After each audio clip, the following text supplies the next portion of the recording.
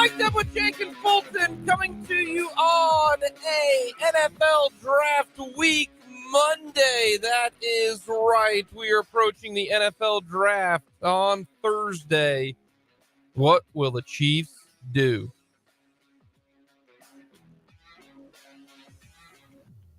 That is a good question. We'll talk some Royals. We'll talk plenty of NFL. And I think more people are coming around on the decision that you have to have at quarterback. We were going to get into that today. Fulton, it is Monday, which means Mock Draft Monday. That does. Take a look at 3 different mock drafts, including one by Peter King. Interesting first selection for Peter King. Little overreaction, proper reaction. Recap the weekend. And we're going to talk with Kent Swanson. All things draft. The draft guide at KC Sports Network. Fantastic. Looked at that a little bit this weekend. So we'll talk with Kent Swanson coming up at the bottom of the hour. Jake and Fulton Caster with you. Let us know your thoughts. 785-272-9429. Very simple, very easy. Who would you take if you're the NFL, if you're the Kansas City Chiefs in the NFL draft? Let us know. You can check us out on YouTube. You can go to our website, 580www.com. Very simple, very easy. If you go to YouTube, go to youtube.com, search Sports on 580, hit the subscribe button, hit the like button. Very simple, very easy. We will have lots of coverage of the NFL draft coming up on Thursday and Friday. We will talk some Royals because we haven't hit our date yet. But this weekend, it was a very Royals weekend. They played 2 games. They lost the series. Not a surprise. They got dominated in one. Not a surprise. And then lost the game that was the rubber match. That was the close one. Mm-hmm. So it was a very Royals-like series. And if not for one big inning, we are having a completely different conversation. Yeah. Because the Royals were 3 outs away from being swept by the Angels. But, as we talk about this on this show a lot, they had that big inning. Yeah. It's like in golf. Hey, you know what? Was the bad round and then he eagled 18. Hey, you needed that, right? Yeah. It kind of saved your round a little bit, you know? Hit 2 really good shots, dropped in a 25-footer. Gets going. And we're good. So to me, this was a very Royals series. Mm-hmm. Like a very 2023 Royals series where you look completely overmatched in one game. Yeah. You were able to cobble something together in another. And then the other game, you did okay, but in the grand scheme of things, you weren't good enough and you missed your chances. So the series against the Angels, if you come away with any drastic takeaway or opinion or big, momentum deciding answer, then I really don't know. I got nothing for you. I really do. I got nothing for you because this is kind of what we all expected. Yeah. So the Royals were very boring this weekend, and that's what I kind of gathered in this one is this is kind of starting to be who they are. We're starting to get a little bit more games involved. That's why we put down this 22 game stretch, which, by the way, if you are wondering, the Royals are 1-4 in this 22 game stretch in which they're facing teams that are not, dominant. Not world beaters. You know what I mean? Yeah. And they had a chance yesterday. Yeah. Shohei Ohtani, by the way, I hope you watch that game because, and when we might get into that discussion a little bit later, like later in the year, but you could be witnessing the greatest player to ever play the game. Mm-hmm. And we knew that the Royals weren't going to win. The discussion was that. I made it very clear. Friday doesn't count.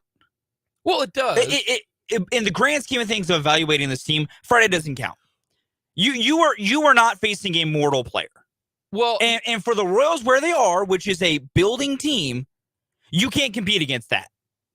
Like, if your takeaway, if you have a negative opinion about the Royals from them getting, completely dominated by Shohei Ohtani, I have to ask what your expectations actually are. And no, I agree with you. I'm not. That's my point. I'm not surprised. That's my point of it doesn't matter. Let me ask you this.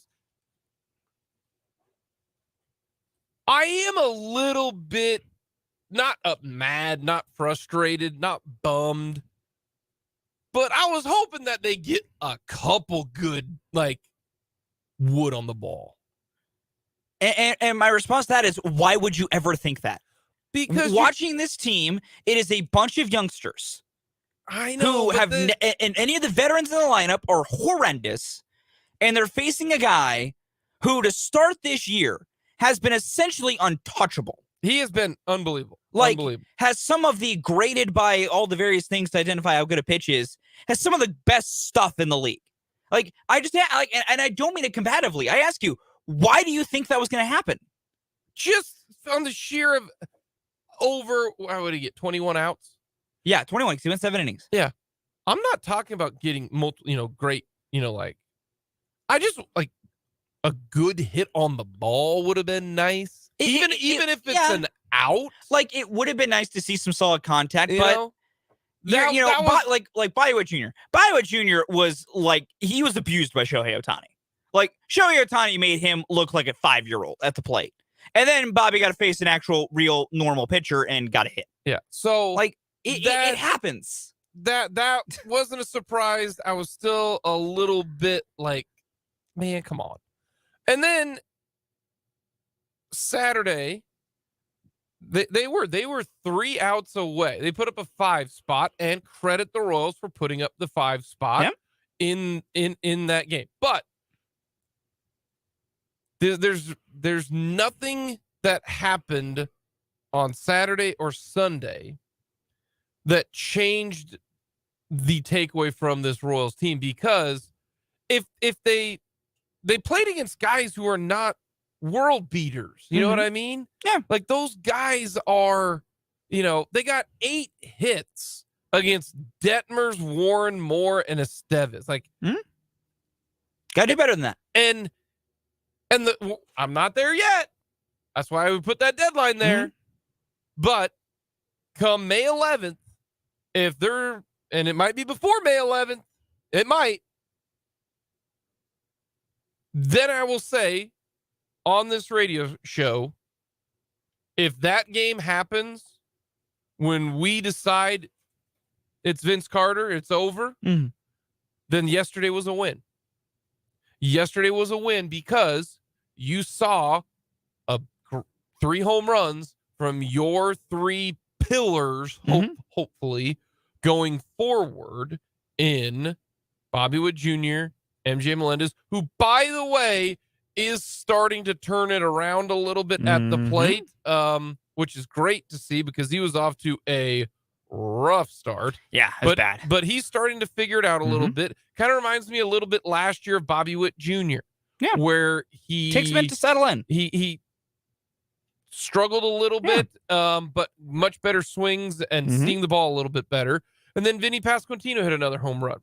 If this day is in June or July, I'm thrilled with this outing because we will determine, wins don't matter anymore to me, but I want to see the improvement.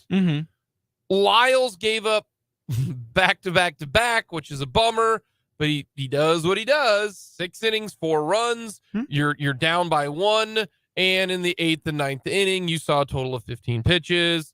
That's pathetic in first and foremost. And so that's why, and I know you and I differ here, But like that series didn't move the needle at all.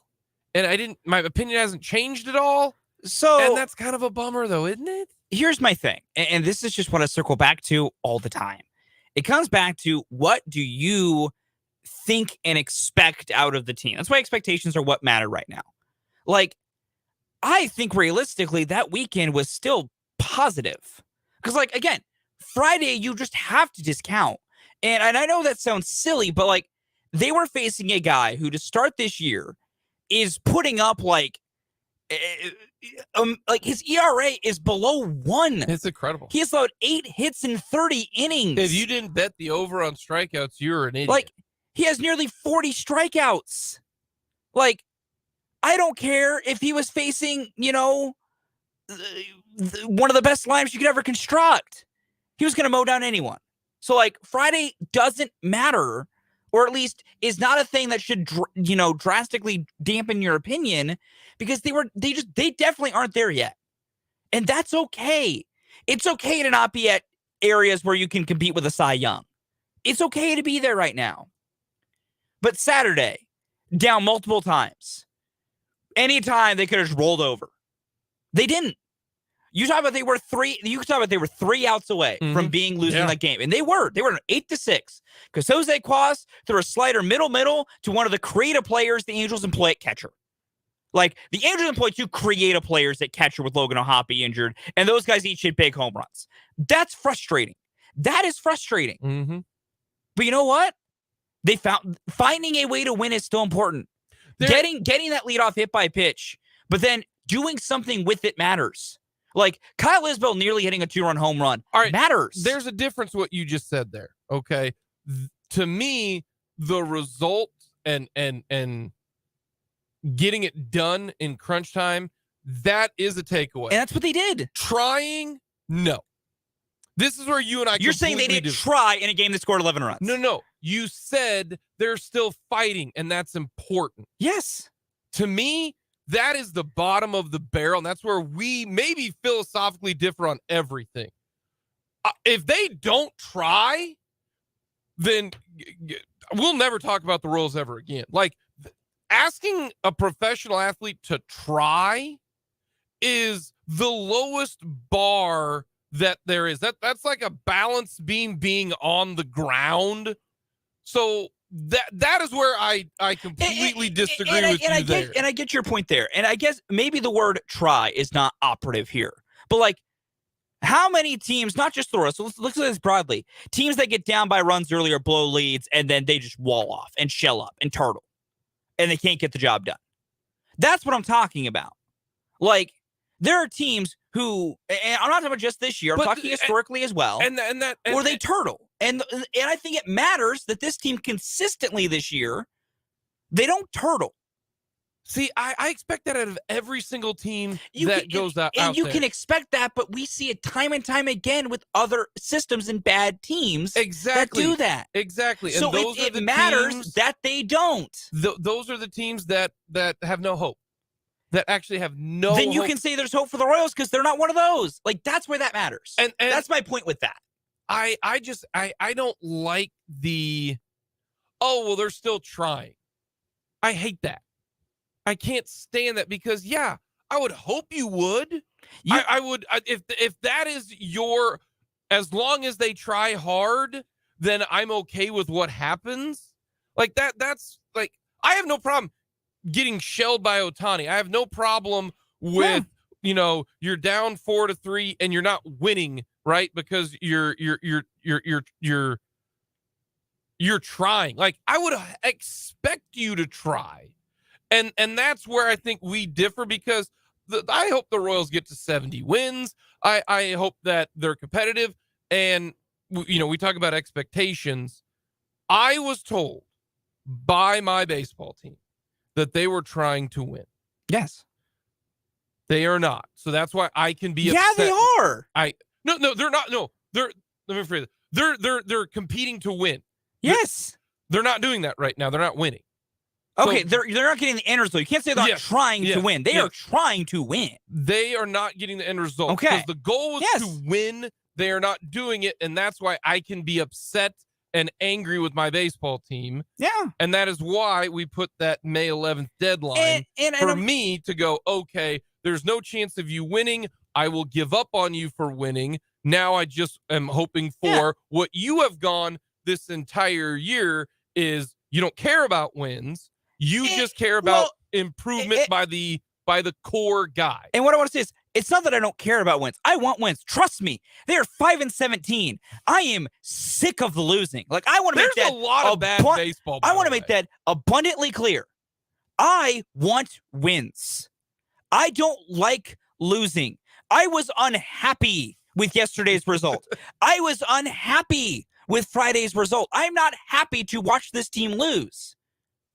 But my sole focus of what I want to see is not 100% predicated on wins. That's where, like, I can be unhappy that they lost 4-3 yesterday. That was a bummer. They should have won that game. But I can still take solace and some happiness from they lost, but your runs came from 3 home runs from guys that are starting to swing the bats better. And then, 2 guys swinging the bats better. 1 guy who is statistically having a great start to the year. And they're all your young offensive pillars. Yeah. Who's that guy is off to a great start to the year? Vinny. And Good job. I'll give you that one. That was a good call. But, like, but I can be bummed that Lyles gives up back-to-back-to-back home runs. I can get annoyed that 2 of those home runs are his fault. Like, the one to Ward, that sweeper backed up and was terrible. The one to Ohtani, hanging curveball, Shohei Ohtani's going to blast that. The Trout home run was just Mike Trout's Mike Trout. That was a changeup away below the knees. Well, also, that's Mike Trout being Mike Trout. Also, you cannot throw below.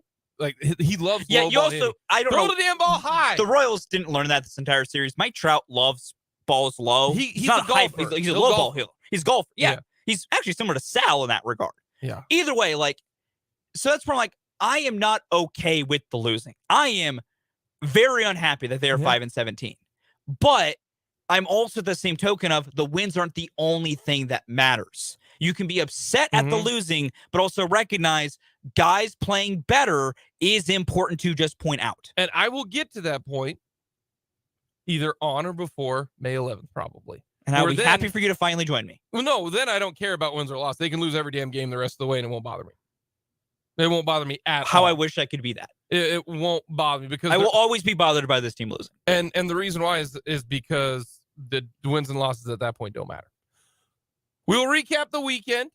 We're going to talk with Ken Swanson. We'll get to some NFL news, including building a team, because, man, the top of the draft is wild. Absolutely wild. We'll get to that coming up in the 1 o'clock hour. A lot to get to here on Mic'd Up.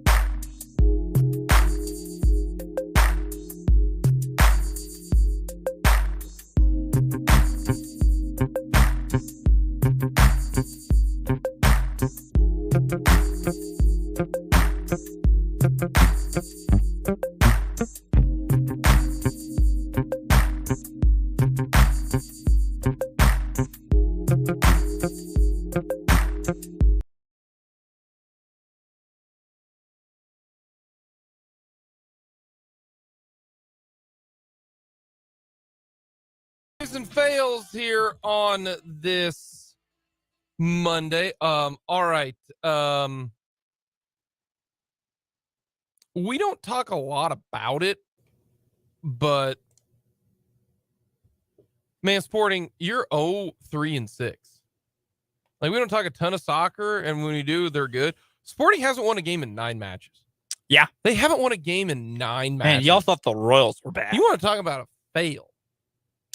Guys thought the Royals were What? bad.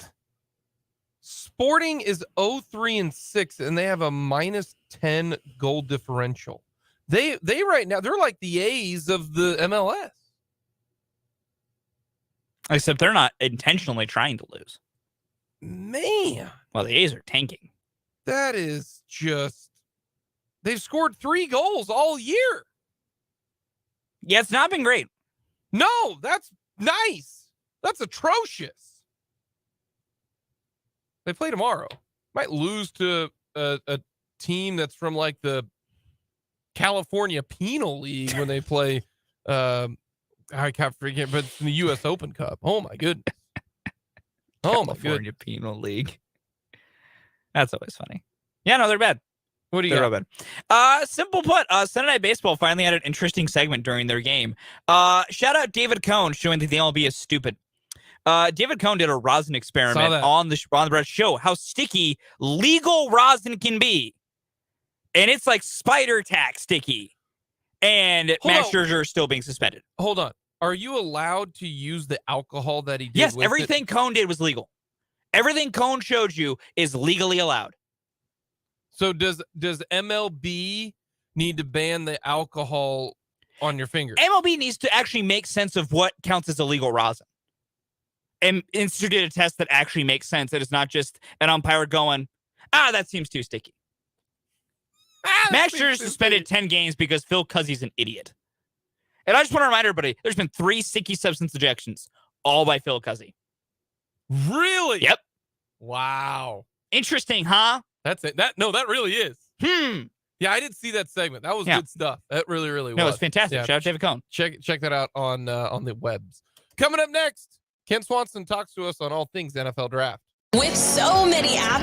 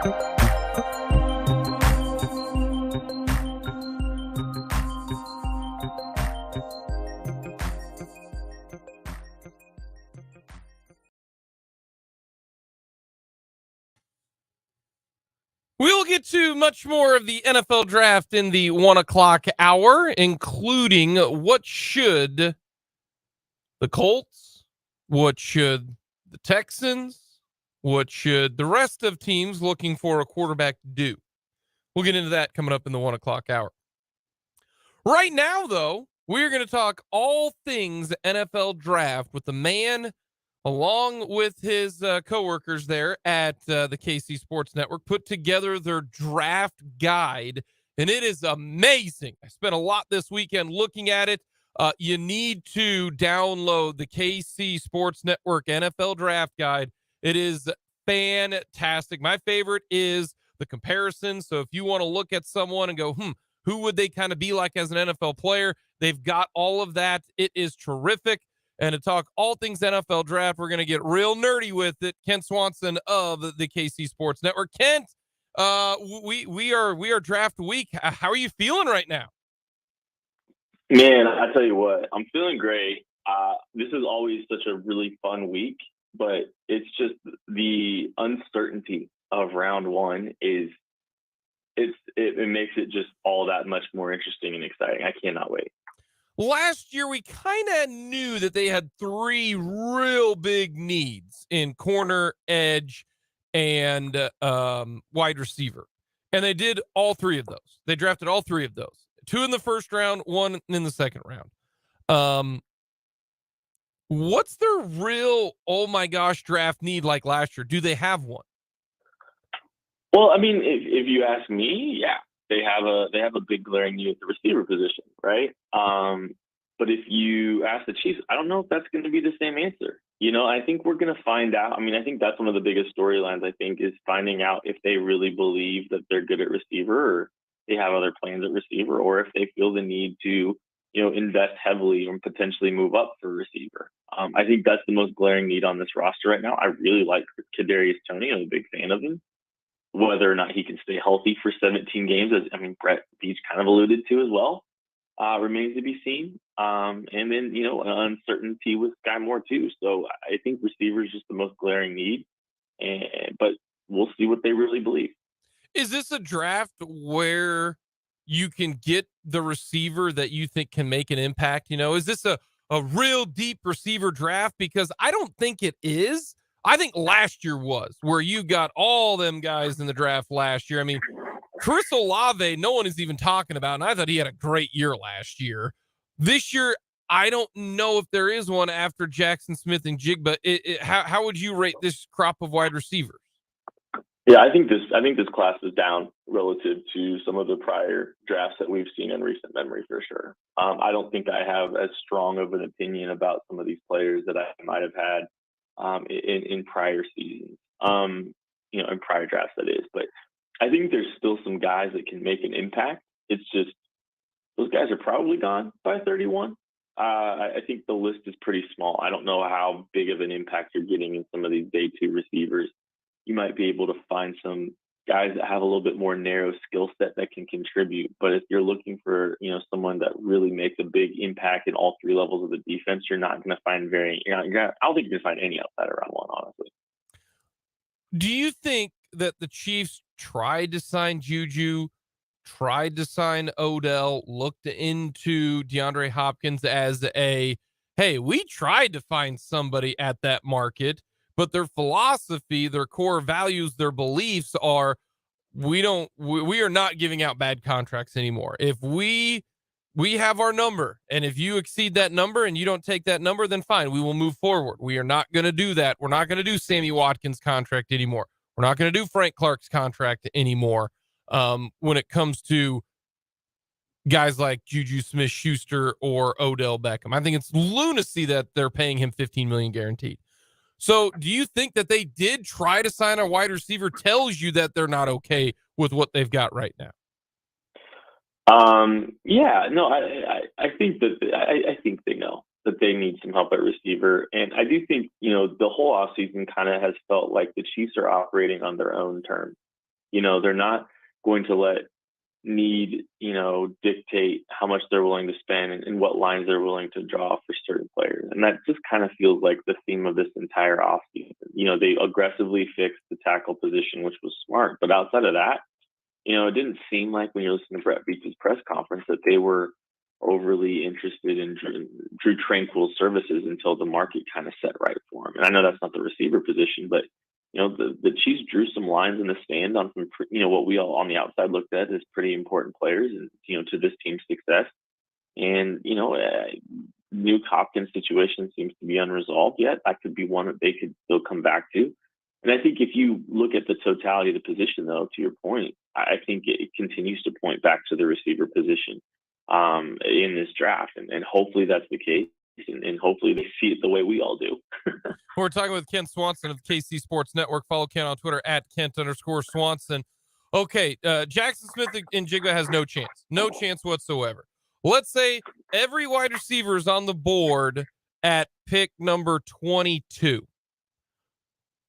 Do you think the Chiefs, or do you think there's a chance that the Chiefs trade up to get that wide receiver? Yes, I do. I could see him potentially moving up a little bit higher than that. Seems like Detroit might be a spot at 18. They might be looking to move back, so that could be a spot the Chiefs go move up. Just depends again on how much they're willing to give up capital wise.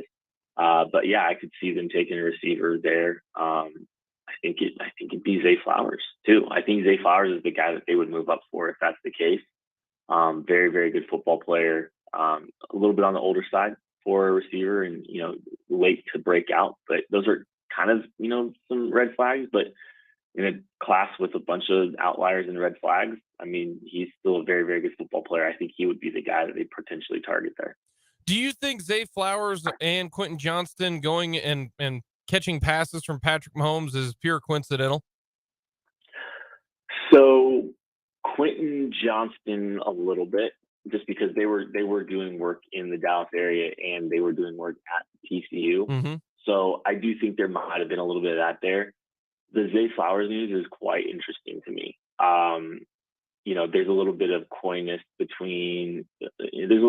about who actually initiated, that, Brett Veach kind of alluding maybe it was the agents wanting to do that. Maybe, the agents may be leaking that the Chiefs want to do this. There's like an ambiguity and stuff there. I don't know. I think Zay being there is very intentional, if you're asking me. The Quentin one's more coincidental to me, though. Do you think Brett Veach values Patrick Mahomes' opinion? Because in his press conference, he said, there's really not much you can get away, for like 30 minutes catching a pass, all that kind of stuff. Like, I a part of me is a little bit of a smokescreen, because I think they do value what Mahomes thinks. Yeah, and I think they're smart too. Even if the board is split, but even if they're split a little bit on opinions between some guys, I don't think it's bad to have Mahomes have some influence, because you want Mahomes, even if Mahomes, let's say the smoke about Mahomes and his involvement with Clyde Edwards-Helaire is real, right?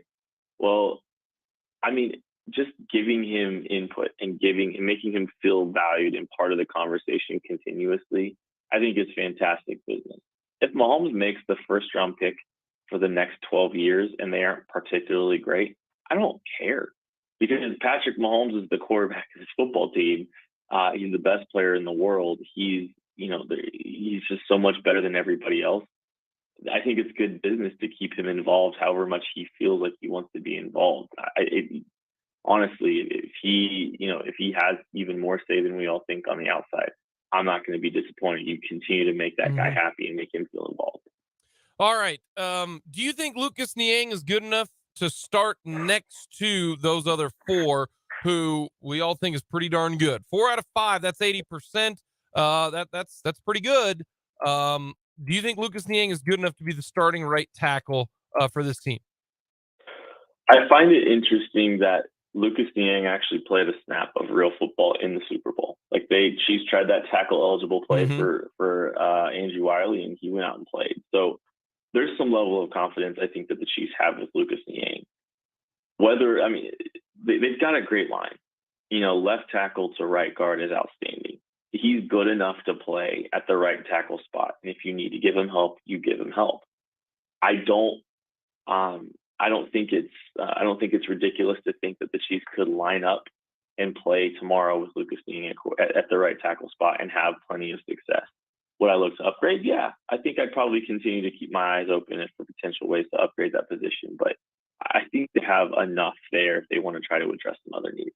So that's where you feel like they won't go offensive tackle in the first round. Now, maybe the second round, but that first round, you feel like, hey, Lucas Niang is there for 2 more years. I mean, technically, if they feel strong enough with Lucas Niang, their offensive line will not change for 2 years.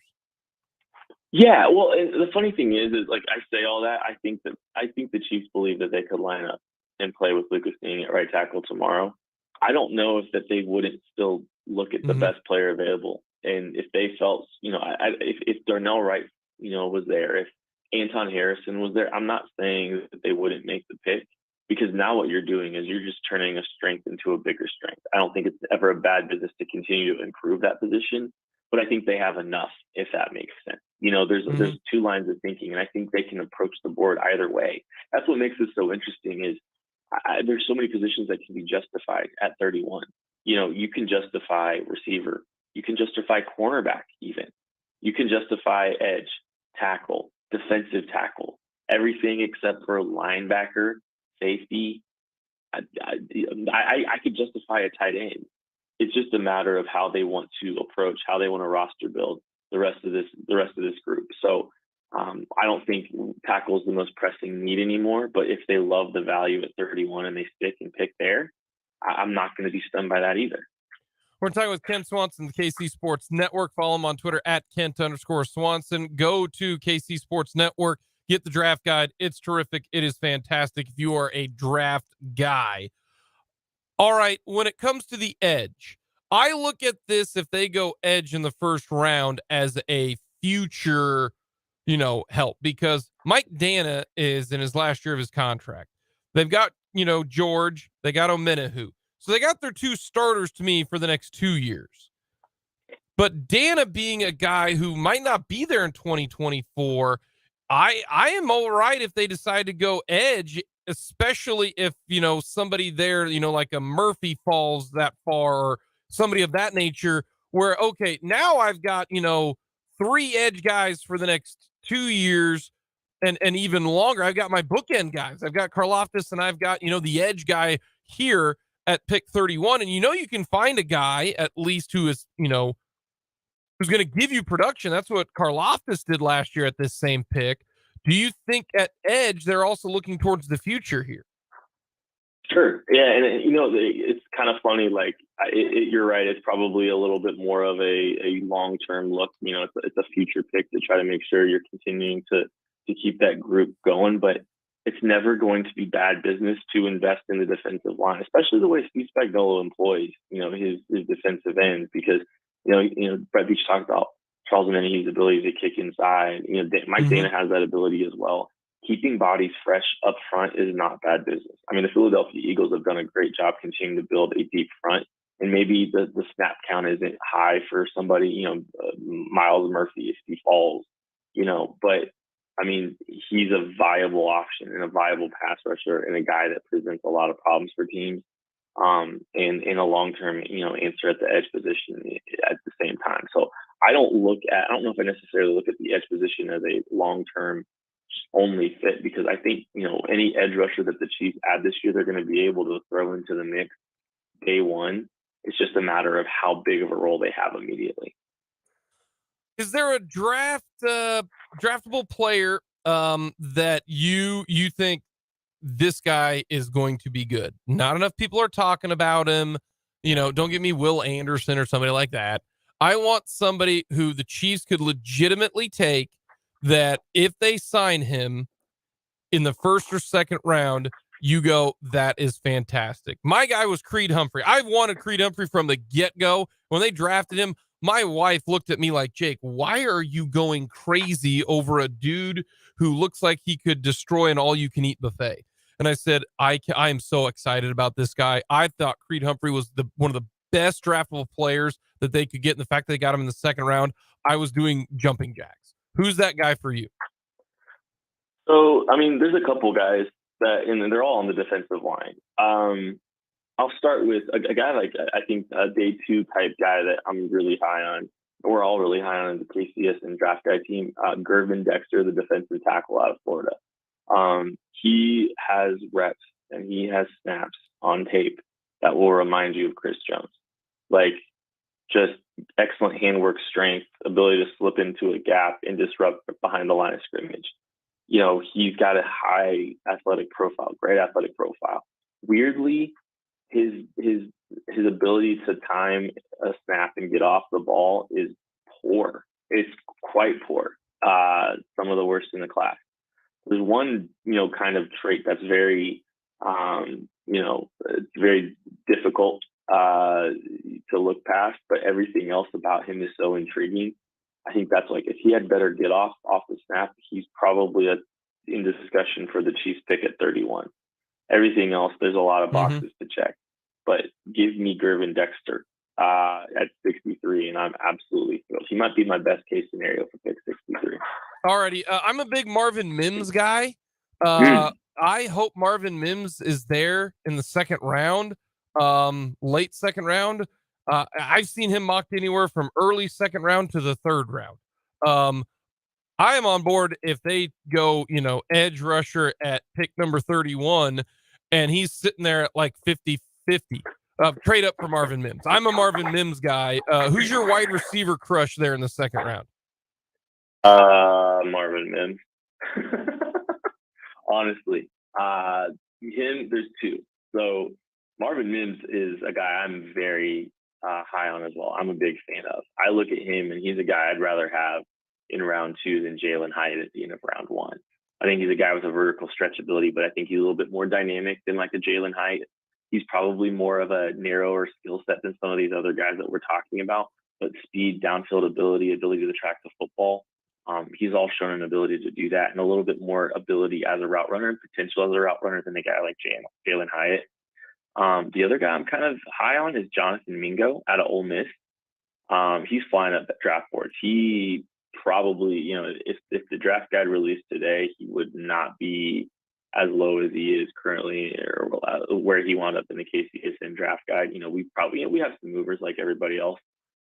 Mingo would be a lot higher, to the point where if the Chiefs traded up to draft him in round 2, wouldn't be stunned at all. He's massive, 6'3", 226 pounds, very, very good athletic profile, unique ability after the catch, especially big guy, very good blocker.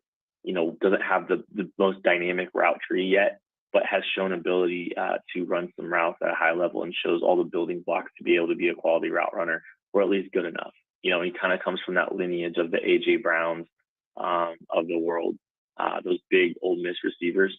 He's another one of them. I think he's going to hear his name called, especially with some of these smaller receivers and these outliers. Like Mims is kind of an outlier too. Like there's a lot of smaller, outlier type receivers in this class, and Jonathan Mingo is not. He is a big athletic guy that has a ton of potential.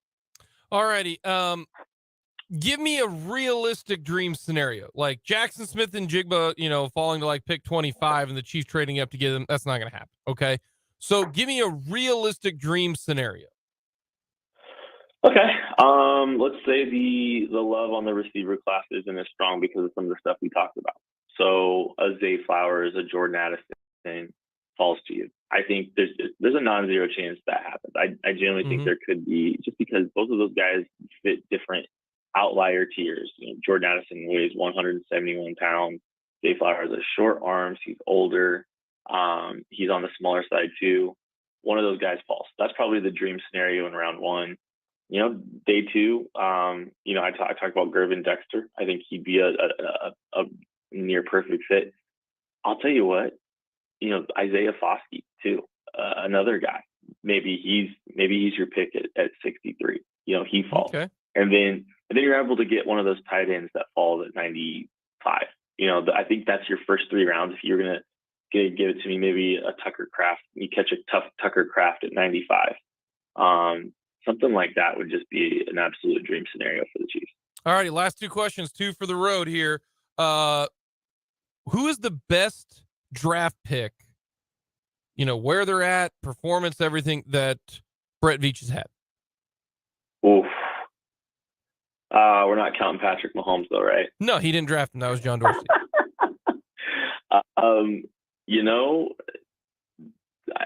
The whole 2022 draft class, if we're being honest, give me. I'll go Isaiah Pacheco. Okay. I mean, and that's tricky to say because there's been so many good players. Maybe Creed Humphrey. Give me Creed Humphrey. Okay. I'll go with your boy Creed Humphrey on that one. I like that one better. He's a blue chip center. They got a blue chip in the second round. That's probably the right move. That whole 22 class was insane though. Hopefully they're having another one of those. All right. Lastly, what's KCSN doing for the draft? Oh man, we have so much going on. So we will be at Power and Light Thursday, Friday, Saturday. We will be doing every pick on air live. We have draft coverage for every single pick of this draft all 3 days. We'll be at Pizza Bar on Thursday. We'll be at No Other Pub on Friday and Saturday. Then you can come to the holiday party at Holiday Distillery for free. It's open to everyone. It's going to be an absolutely fantastic time.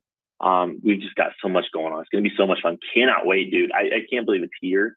I'm ready for it to get here, and I'm also a little bit ready for it to be over too. Kent, we appreciate the time, folks. The draft guide is tremendous. You've done excellent work with that. Kent, we appreciate it. Have a good time the rest of this week.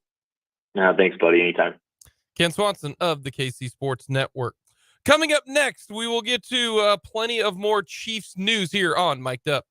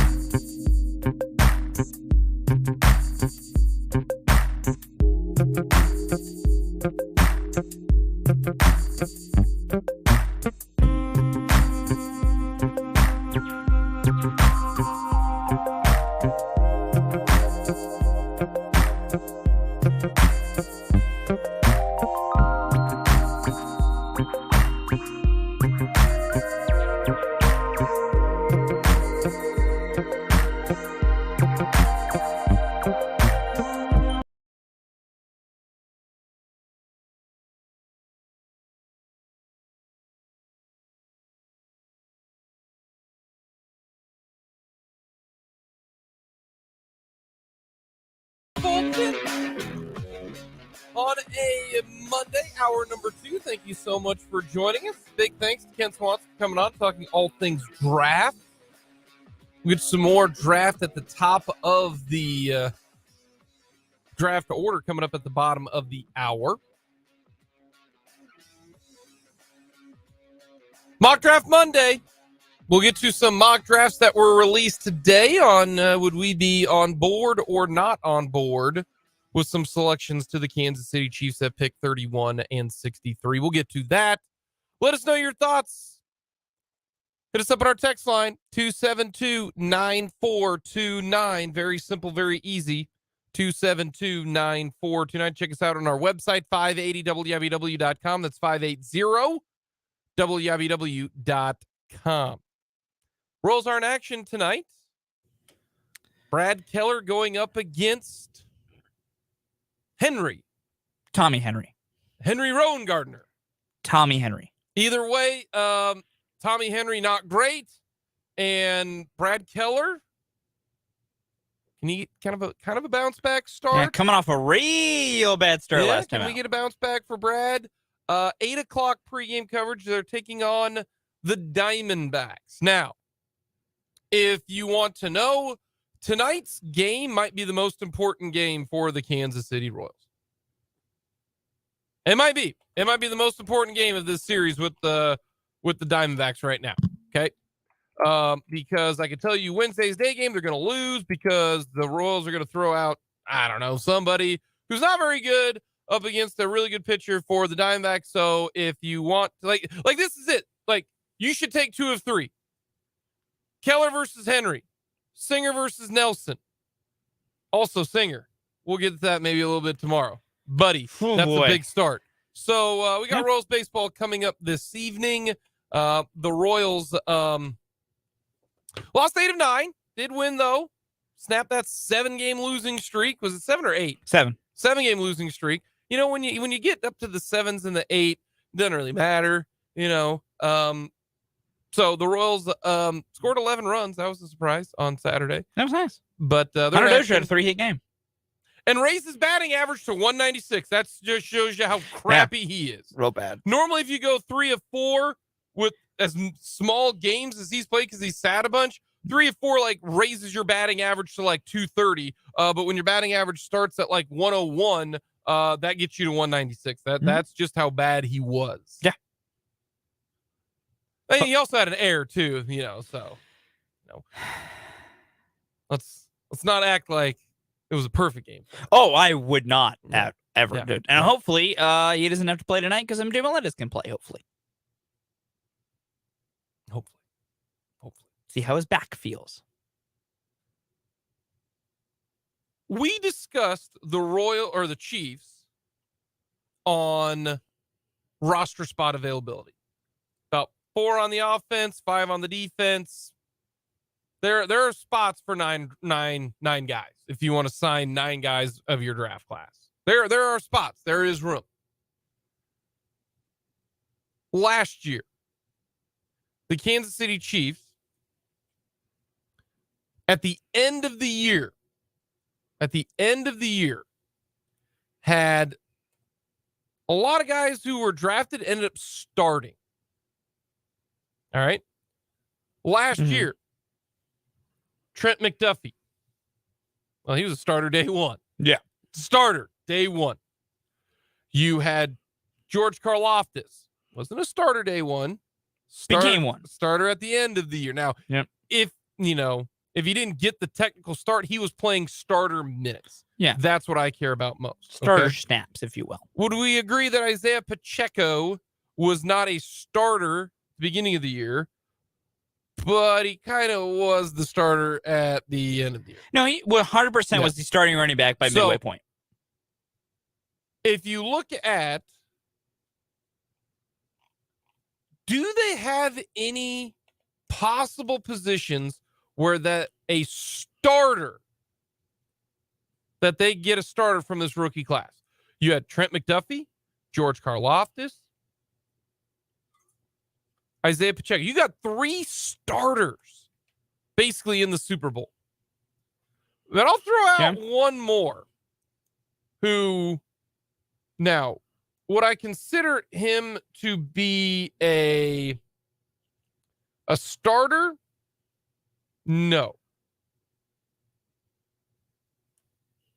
But I do think Brian Cook at the end of the year was playing some key snaps.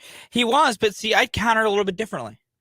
Jalen Watson counts as a starter. You think Jalen Watson's the starter? In this day and age of football, 3 corners are starters. Okay. In this day and age, your nickel corner is essentially a starter. Because most teams are playing a nickel base. So McDuffie, Snead, and Watson. Yeah. Okay. Like, I fish for your starting corners Okay. are those 3. Okay. So they got 4 then. If we're going to count Watson, Pacheco, McDuffie, and Karlaftis. I would say you had 4 starting rookies last year. 4 starters in the lineup. And then some good contributors as well. Because like Cook, I would say at minimum is a contributor. You know, key rotational piece. I want to look and see how many snaps. What was his snap count? He played in the Super Bowl. What was his snap count? Because I do think I do think that's kind of interesting. Let's hunt that. Come on, I'm pulling it up here. You're probably gonna beat me to it, but we'll see which one. No, because I'm getting the spinning wheel of death. Just need to find snap counts. I just need to find snap counts. There's snap counts. Yeah, scroll down. Play above 40. Brian Cook played 13% of defensive snaps in the Super Bowl. Wow, I thought he played 76% of special team snaps. Okay. So then, so he played 10 defensive snaps. I thought he played a little bit more than that. So they got 4 starters from the rookie class last year. Mm-hmm. Okay. Let's go back one more year. I like that even Pro Football Reference agrees with me that 3 corners count as starters. That's fine. I'm all right with that. Nick Bolton eventually started at the end of the year as a rookie. Starting linebacker, yeah. Creed Humphrey started day 1. Yep.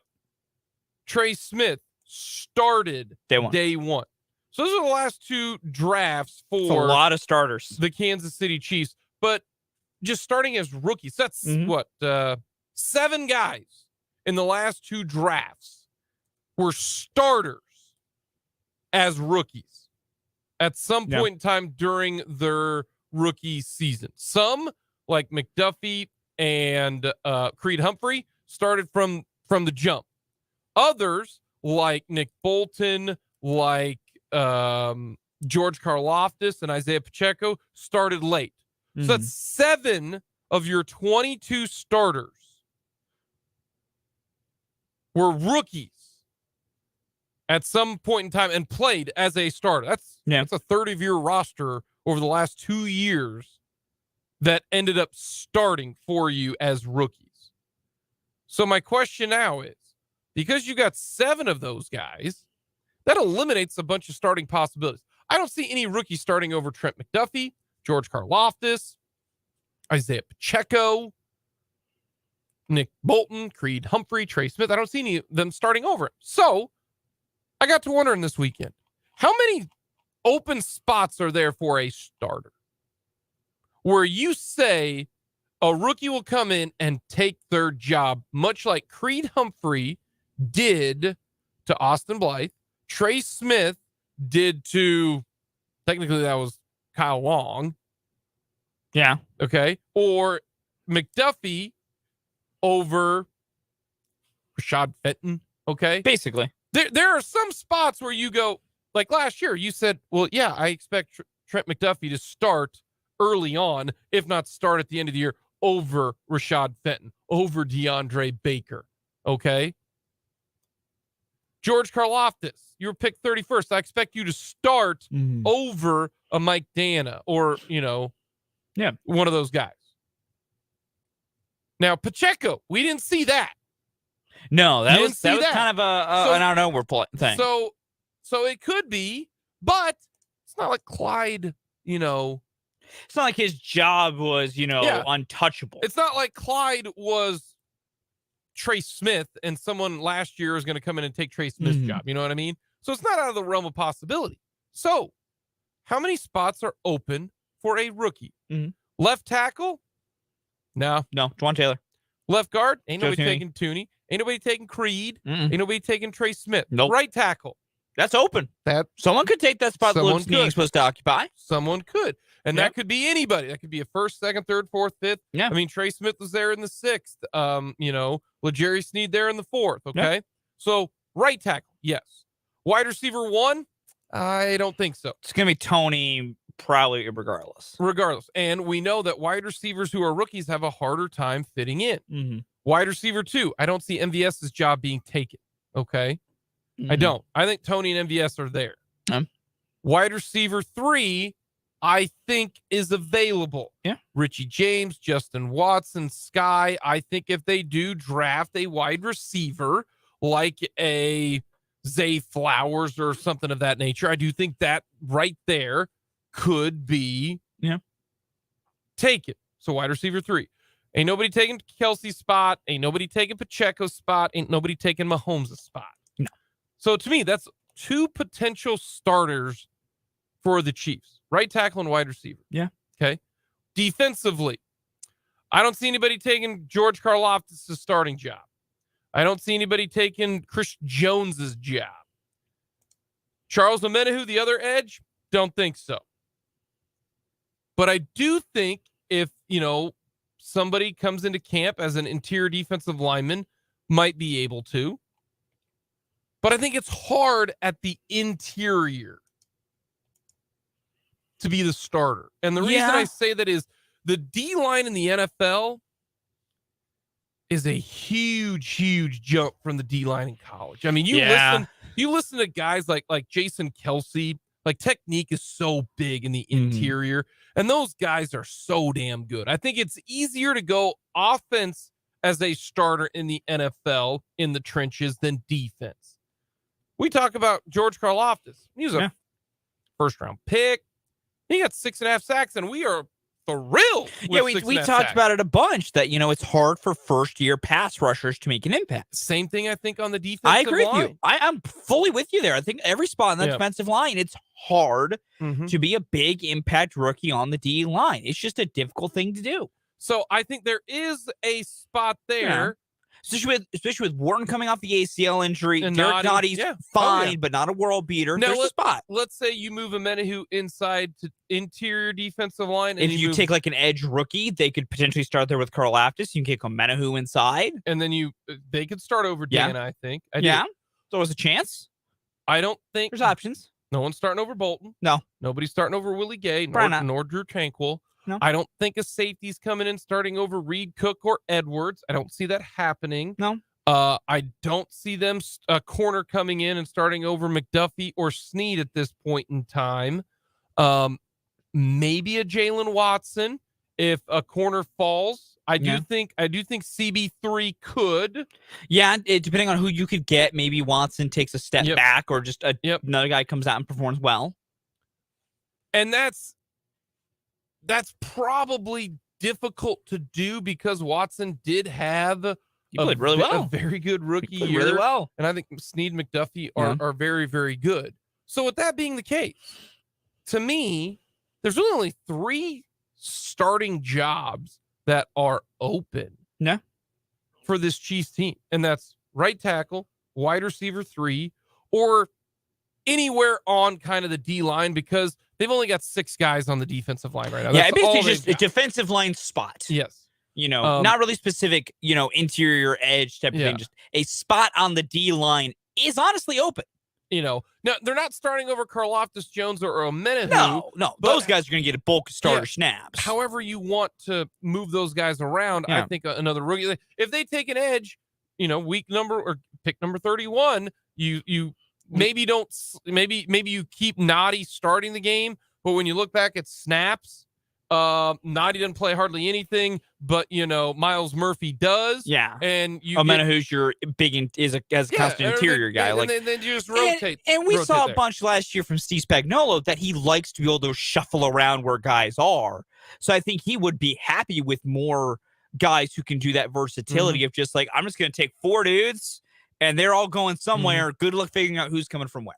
But this year's different than last year. Like, I feel that Taylor, Tooney, Creed, Smith, they're locked in. I feel like, Pacheco, Kelsey, obviously Mahomes. Yeah. And I do think Tony, if he's healthy, he's the, I don't see as long as Kadarius Toney is healthy, he will be wide receiver 1. I fully believe that. And I'm going to go with under the fact that every one of them is going to be healthy. Of course. You can't predict health. So that's why I don't see a number 1 coming in. And if they trot out their double tight end set with Kelsey and Noah Gray with Pacheco back there, I think your 2 wide receivers are going to be Tony and MBS. That's why I don't think a starting wide receiver spot when they are in, a 2 tight end set. Now, a 3 wide receiver set, there's a spot to get a little flexible there. Maybe somebody does come in and wows everybody. Yeah. Karlaftis, Jones, Amenahu, Gabe, Bolton, Reed, Cook, Edwards, McDuffie, Snead.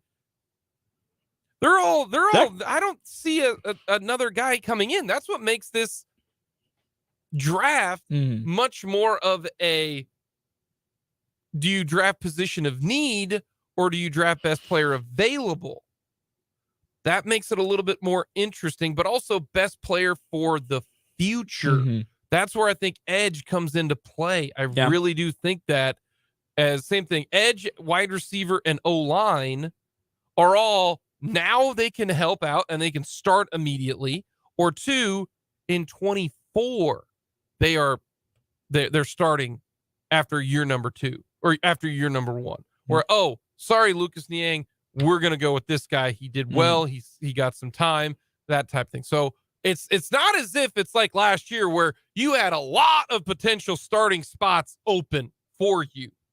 I don't think that's the case this year. I really don't, which also gets me excited about this year's team, to be honest with you.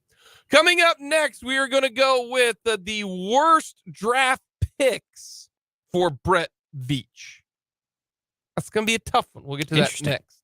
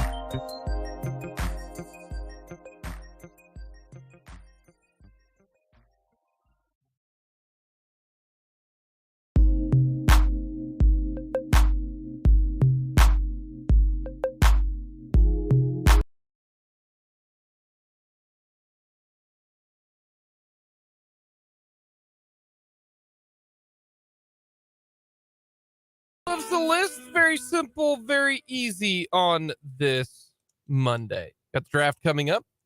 We did Brett Veach's best draft picks, which is great, is because you had someone different than I did than what Kent Swanson. Kent went Creed. I went Trey. I went LJ. You went Snead. No, you went Pacheco. No, Pacheco's my second. Snead was my one. Snead was your one. Mhm. Okay, perfect. Yeah. Well, Either way, legit. all of us, we went something different. Yeah, something different. we did. Alrighty. And I'm fascinated where one guy lands. Me too. I think I think I know the guy you're thinking of here. Alrighty. But worst picks. Worst picks by Brett Veach. What do you got? Number 4 for me, Cornell Powell. It's hard to put a 5th rounder as one of your worst picks, but when guys, even as a 5th rounder, have done essentially nothing and have been a absolute zero, when it was a chance for them to do something, like there was a chance for Powell to get a spot on this roster, and he's been practice squad every year. So I think that's a bad pick. He did not make mine because he's a 5th round pick. That's fair. That was kind of my odd point. My 4, Joshua Kando. Yeah. Okay. I know this was a guy who was picked in 2021, so he's only had 2 years, but he hasn't sniffed it. So I'm gonna go with Joshua Kando. Yeah, Joshua Kando is my number 3. 4th round, there'll be a theme of rounds ascending possibly with mine here, but Kando's a 4th round pick. 4th round picks can do stuff. Kando, much like Powell, has done literally nothing since they've been here. That is kind of the mark of a bad pick. All right, number 3 for me, Clyde Edwards-Helaire. If he doesn't sign, if they haven't gotten him to the 5th-year option, that means he ain't good enough. It's your 1st round pick. I think he learned his lesson on that. But I'm gonna go with that's his third worst pick, because I expect a lot from a 1st round pick. I really, really do. I agree with you 100%. Number 2 for me is Clyde. If your 1st round pick does not slam dunk get their 5th-year option, you start into the territory of it being a real bad pick. Okay. Clyde hasn't been it. Number 2 for me, and the reason I have him above Clyde is because at least Clyde has been produced. Clyde's done something. Yeah. Number 2, he was a top 100 pick. That's Dorian O'Daniel. Dorian O'Daniel did nothing. Absolutely nothing. Nothing, period. Round 3 pick, you got to at least do something. He's not even in the NFL anymore. No. So Dorian O'Daniel, number 2 worst pick. That's very fair. Honorable mention, Dorian O'Daniel. I guess unhonorable mention with the list like this. Number for me is pretty simple. It's Braylon Speaks. Yep. Who's playing in the USFL Good for him. Yeah. Good for Braylon Speaks. Yeah. Horrendous pick. Yeah. The first true pick of the Brett Veach era was Braylon Speaks. Yeah. It's gotten a lot better since then. Started from the bottom. Now we hear. Yeah, it's Braylon Speaks. Those are the guys that I put. You can't have anybody in round 22 draft class. No. Kando is just a nothing. I can't put Powell there because he was a 5th round pick. That's fair. That's fair. I respect that. But otherwise, been pretty good. Yeah. Pretty good. Coming up next, will the NFL truly change what they're thinking? Because this draft will be telling. We'll get to that next.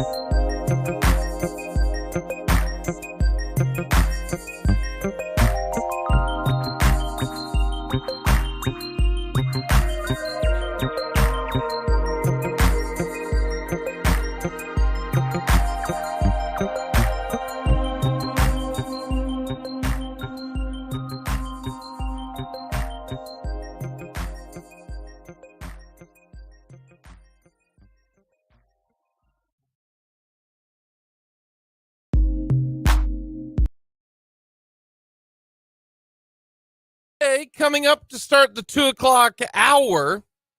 Man, people are just throwing out some wild mock drafts now. The draft, I'll tell you this, Fulton.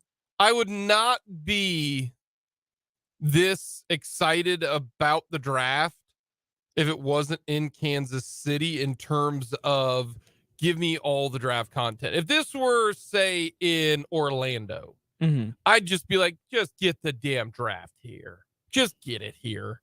Enough of this. I mean, we got people talking about so-and-so and this. Just let's start the draft. But because it's in Kansas City, no, give me all things draft. Fair. Is it because it's in Kansas City, or is it because my baseball team is just awful? Yes. No, you got to pick one. The answer is yes. Which it's not 50-50. It's both. No, we are the Chiefs. One of them has 51%. We know Andy Reid's got 51%. So who's got 51%? I mean, for you, I don't know. I'm asking you. Like Yeah. Is there a reason like what? I mean, doesn't help that the baseball team sucks because there's, anytime you talk about that, it's usually pretty negative, where the draft is a little more positive. See, I'm at 51%. It's because it's in Kansas City. Yeah. And here's the reason why. Royals suck always. Yeah, that's fair. So that's why. Like, That's fair. That's fair, give me brother. all the draft. Yeah. I got the video of the stage is huge. Yeah. I mean, Big stage. You know what?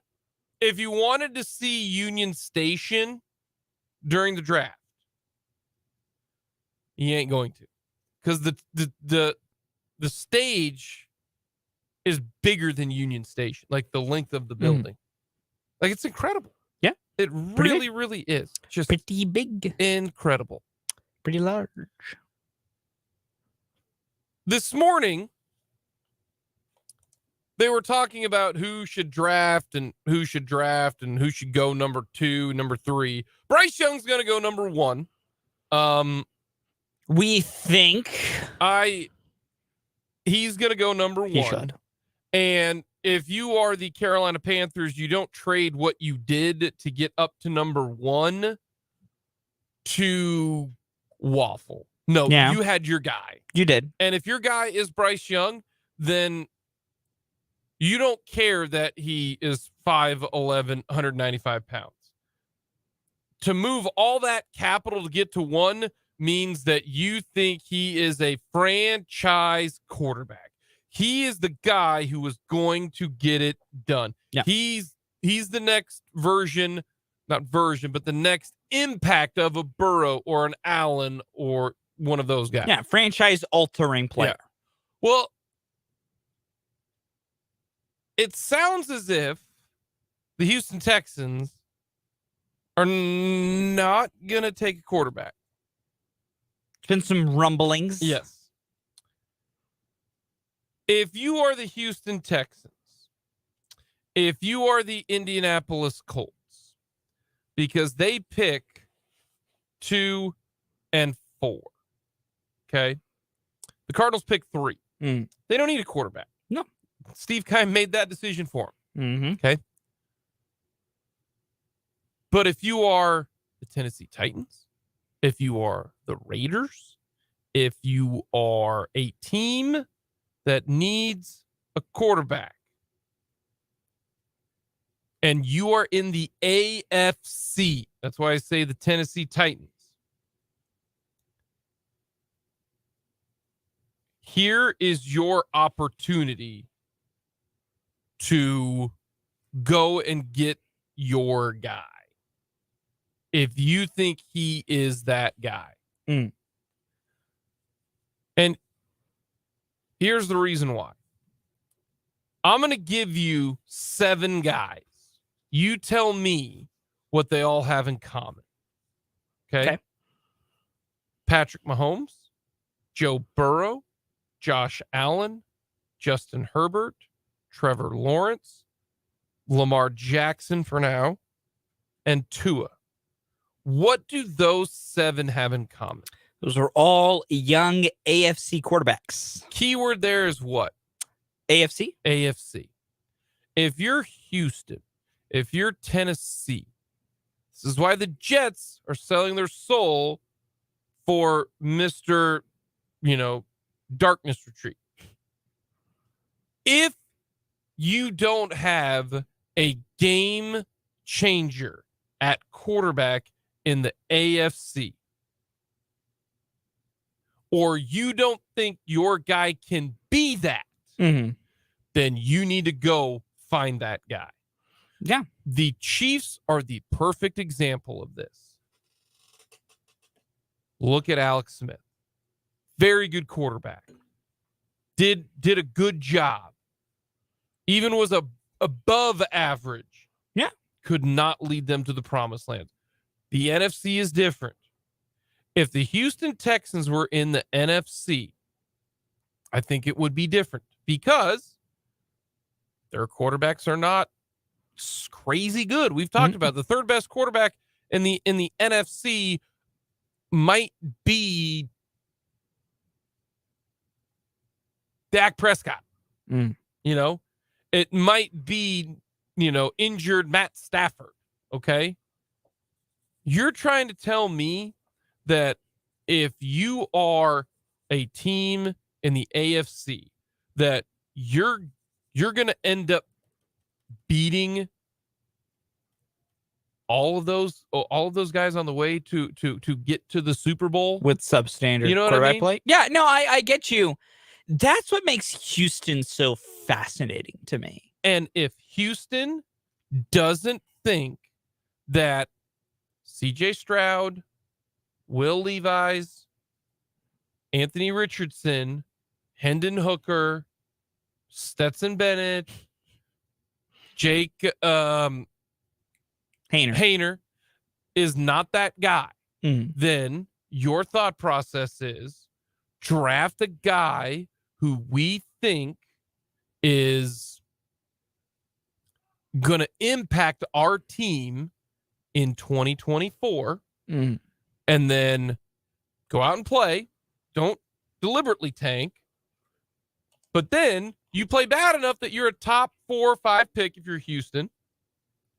And then you trade everything for Caleb Williams. That and that right there is where I find the Houston Texans and what they will do so fascinating. It's only fascinating to me is if this is their plan. Yeah. That it is, we will draft Jalen Carter. We will draft Will Anderson. We will draft somebody who we think can impact make an impact. stud, not quarterback. But then you have already determined on April the 20... That'll be the 27th? 20, is that the draft? I believe Thursday is the 27th. I go by date because the draft's Thursday and I'm focusing everything on the Thursday. Yeah. The 27th. Then that means on April 27th, 2023, you have already determined that you, the Houston Texans, will give up your first round pick in 2024, 2025, 2026. You will move heaven and earth. No, it's you will get the number 1 pick. Yeah. Because you have already determined. Come hell or high water, you're getting that pick. Otherwise, what are you even trying to do? If you are the Tennessee Titans, and you think Anthony Richardson can get you on that level of Mahomes, Burrow, Allen, Herbert, Lawrence, then you need to call one of those teams up in that top 4. And you need to call Arizona right now, and you go draft Anthony Richardson. If you think Will Levis is that guy, which I don't know what you're doing, but sure, then you do it. You are not going to win the AFC without stud quarterback with play. Mediocre quarterback play. No. And that is the reason why. Now, here's the other thing, too, and I think this is so spot on. You have 2 years. That's it. You have 2 years, because in 2 years, you can find out if that quarterback is that guy. It is very, very simple. Look at the last 2 years. Trevor Lawrence went 3-14. What they needed? Hey, credit to the Jaguars. Not credit to them because they were idiots on hiring Urban Meyer to begin with. But they made a mistake. They didn't compound it. They found the guy that made it work. Trevor Lawrence went from 3-14 to 9-8. Okay, that worked. Joe Burrow went 2-8-1, and maybe that torn ACL was a benefit because then they sucked, and then they got Jamar Chase. The very next year, the Bengals went 10-7. Okay, same thing. Kyler Murray, if you think he's the guy, he went 3-7. They were bad, not good at all. Then the next year they went 8-8. You saw some improvement. Same thing. Jared Goff, drafted number 1 overall. They sucked.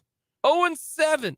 But then, very next year, they went 11-5 because he started to build. You could see a little bit of that, and they decided to trade Jared Goff with stronger arm Jared Goff and Matt Stafford. So you've got 2 years. That's it. If 2 years it doesn't work, then you're out. Let's take a look at the last 3 years. Right before Kyler Murray, they drafted who?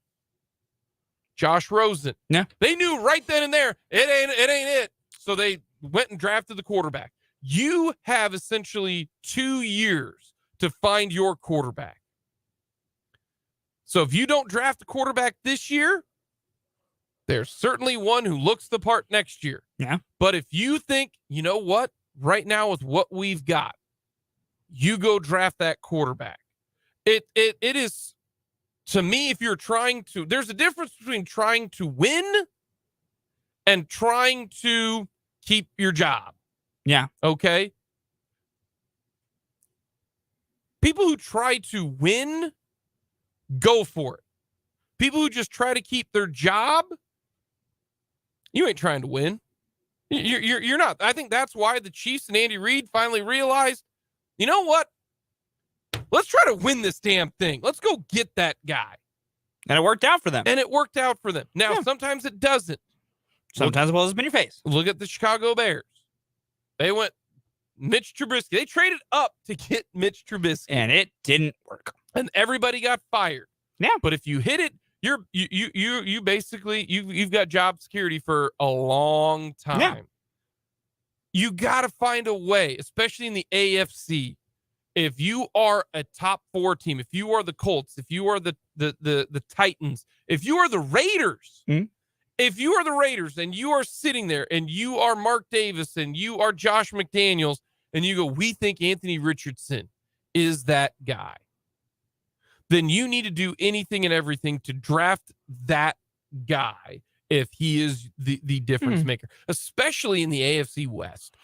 Especially in the AFC. That's why the Broncos did what they did. They went for it. Yeah, no, and it might not work out. And Pat might cost him his job. And it might. And that's the fascinating thing with so many of these higher teams is if I'm Houston, I strongly consider if Bryce Young doesn't fall to me at 2, if the Panthers do the smart move and take Bryce Young, I got to strongly consider taking Will Anderson. Because this is to knock CJ Stroud at all. That's not the purpose of this. But Texans got draft capital.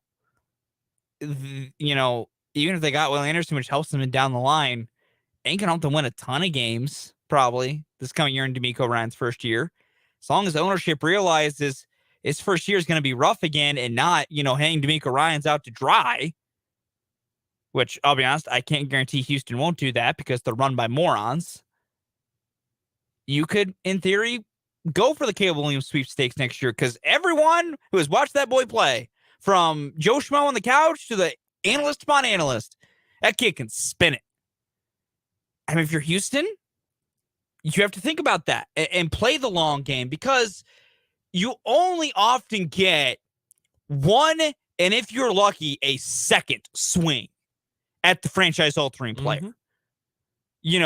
Arizona got lucky and got 2 swings. And, I mean, they at least made contact with the second one. Whatever you think of Kyler, they at least got a chance at a second swing when Rosen definitely was a big old swing and a miss. Chicago is currently at swing number 2, and it might be also a whiff. But, they took a swing, and it didn't work. But, like, Kansas City got 1 swing, and they knocked that baby 550 feet downtown. Looking at this, gotta take a smart one. Looking at this draft, if you are up there, if you're gonna go to bat with Ryan Tannehill, you're not gonna win. Okay, no, you're not gonna win. And that's what a team like Tennessee makes me fascinated by. Because like before this draft started, before this offseason began, I had a strong feeling the Raiders were going to take some sort of quarterback for the future. I now 100% do not believe they're taking a quarterback in the first round because for whatever reason they think Jimmy Garoppolo will be fine. Given the contract they gave him, given everything else around it, they think Jimmy Garoppolo will be fine for the next year or 2. And they'll worry about a quarterback later. I think that's stupid. And I think that's going to blow up in their face because they replaced Derek Carr with handsomer Derek Carr. But less guy liner Derek Carr. Yeah. But like, it's not going to work. But I think that's what they're going to do. Whether I agree with their process or not, their process was we need to figure out a quarterback thing. I think they came to the wrong conclusion. If there was no Caleb Williams in the draft next year, let's say he doesn't exist. Okay. And you don't have that surefire of like this guy is going to be a stud. Yeah. I think the math changes for the top of this draft. Because if you're Houston, you draft CJ Stroud. If you're Houston or even if you're Indianapolis, you draft CJ Stroud. You draft Bill Levis. You draft Anthony Richardson because you're like, I don't know what next year's going to be. Exactly. But for the fact that Houston, in their position, actually has to go, man, if we're not in love with Stroud, we could probably find a way to get Williams next year. But here's the thing. You can't guarantee that, though. You can't guarantee that because who knows? Maybe DeMeco Ryans pulls out something crazy with this team. Well, no. In the middle of the pack. You can't even look at that. You have to me, it's let's say you finish 3-14 and you get the second pick. Let's say, let's say the Lions get beat up real bad and they end up going 2-15. And they finish number 1 overall. They ain't moving that pick. They ain't moving that pick. And I'll agree. That's the dangerous part. Yes. Because the dangerous part of the math is you would need a situation like this year where the team with number 1 overall has the quarterback. Yeah. Like Chicago may question a little bit but they if Fields is the guy. He's young enough that they're going to keep trying. And that I will agree. That's the other part of the gamble. Then if you are Houston and you don't take C.J. Stroud or Will and Levis, you don't win the Williams sweepstakes, then you are now you're 3 years screwed. City. You're 3 years screwed. Yeah. You are 3 years. That's done the danger, and Yeah. that's why if I'm Houston, it's a hard thought within myself. I probably still take a QB and just go. I basically at that point I pray I'm Arizona, and then I get a second crack next year if this doesn't work. Hey, the next year's games 14, 15, 16, and 17 are going to be so damn important because we're about to really test the NFL's ability to stop actual tanking. Yeah, because I think Caleb Williams is that dude. Barring Caleb Williams having a blow up season at USC where everything goes wrong. Yep. If he does what he's been doing, or if somebody thinks Drake May is that guy, it will even then for Drake, like even if let's say Drake May blows up, like that adds a little bit of the math to it. But like if Caleb Williams keeps doing what Caleb Williams does, man, we're about to have to test these NFL's anti-tanking rules. If you're a big Drake May guy, maybe you're the Texans. You go, well, we'll take a pass rusher in Will Anderson, and then we can still maybe get Drake May at 2. Yeah, it's fascinating. I don't know. It's fascinating. If you have a guy that you think he can do it, draft Anthony Richardson number 2. Do it. Coming up next, it is Mock Draft Monday.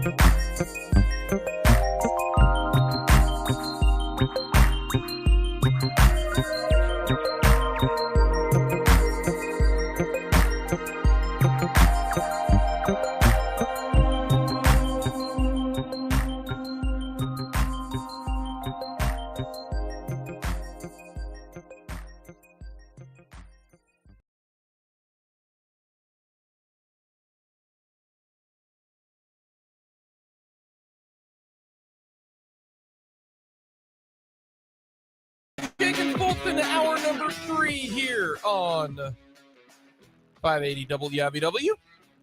Jake Vaughn, Fulton Caster. Get to a little over or proper reaction. We'll hear from the guys at 580 Sports Talk, and then we've got Royals baseball coming up tonight. Still out there on the West Coast, evening baseball.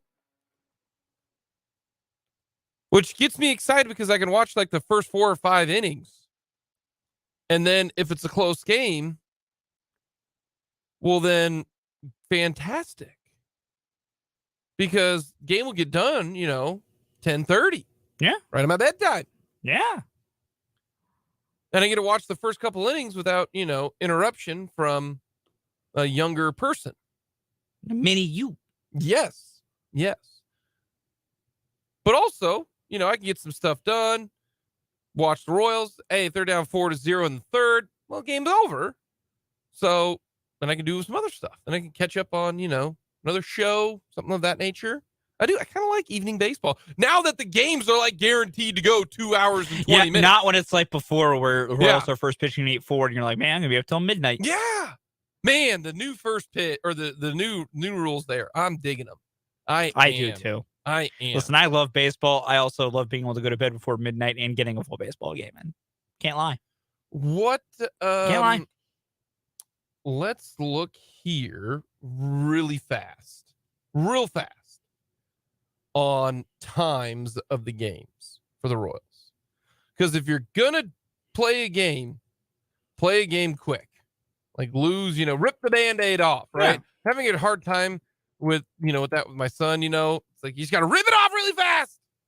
Yeah, he doesn't understand that. No, because, he's not 3 yet. All righty, so here we go. 2:11 yesterday. Nice. 2:40 on Saturday. That is not a 2 hour and 40-minute game, and the score was 11-8. Yeah. That 2:40 last year is a fast game. Yeah. Then you got 2:03. We were close to an hour and 59-minute game. I think the Royals are going to play an hour 59-minute game this year. Do you think they will? I can see it. Then they had back-to-back 2:40 games. Man, long ones. Against the Rangers. The Rangers scored 12 runs in back-to-back games. Then we had that 2:02. Yep. Then a 2:21.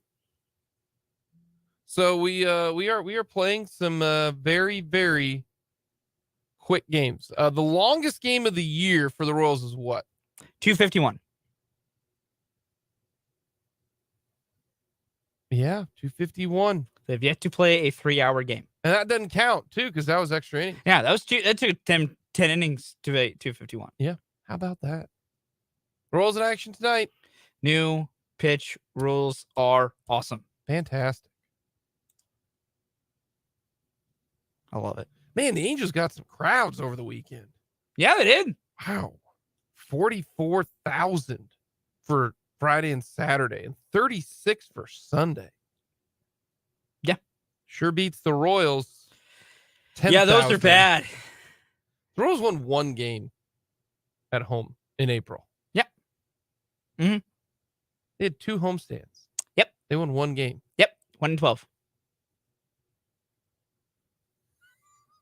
Yep. Give me $1 billion, please. So you can see your team win 1 game. Yep. Hey, maybe the new stadium, they actually put real fences in.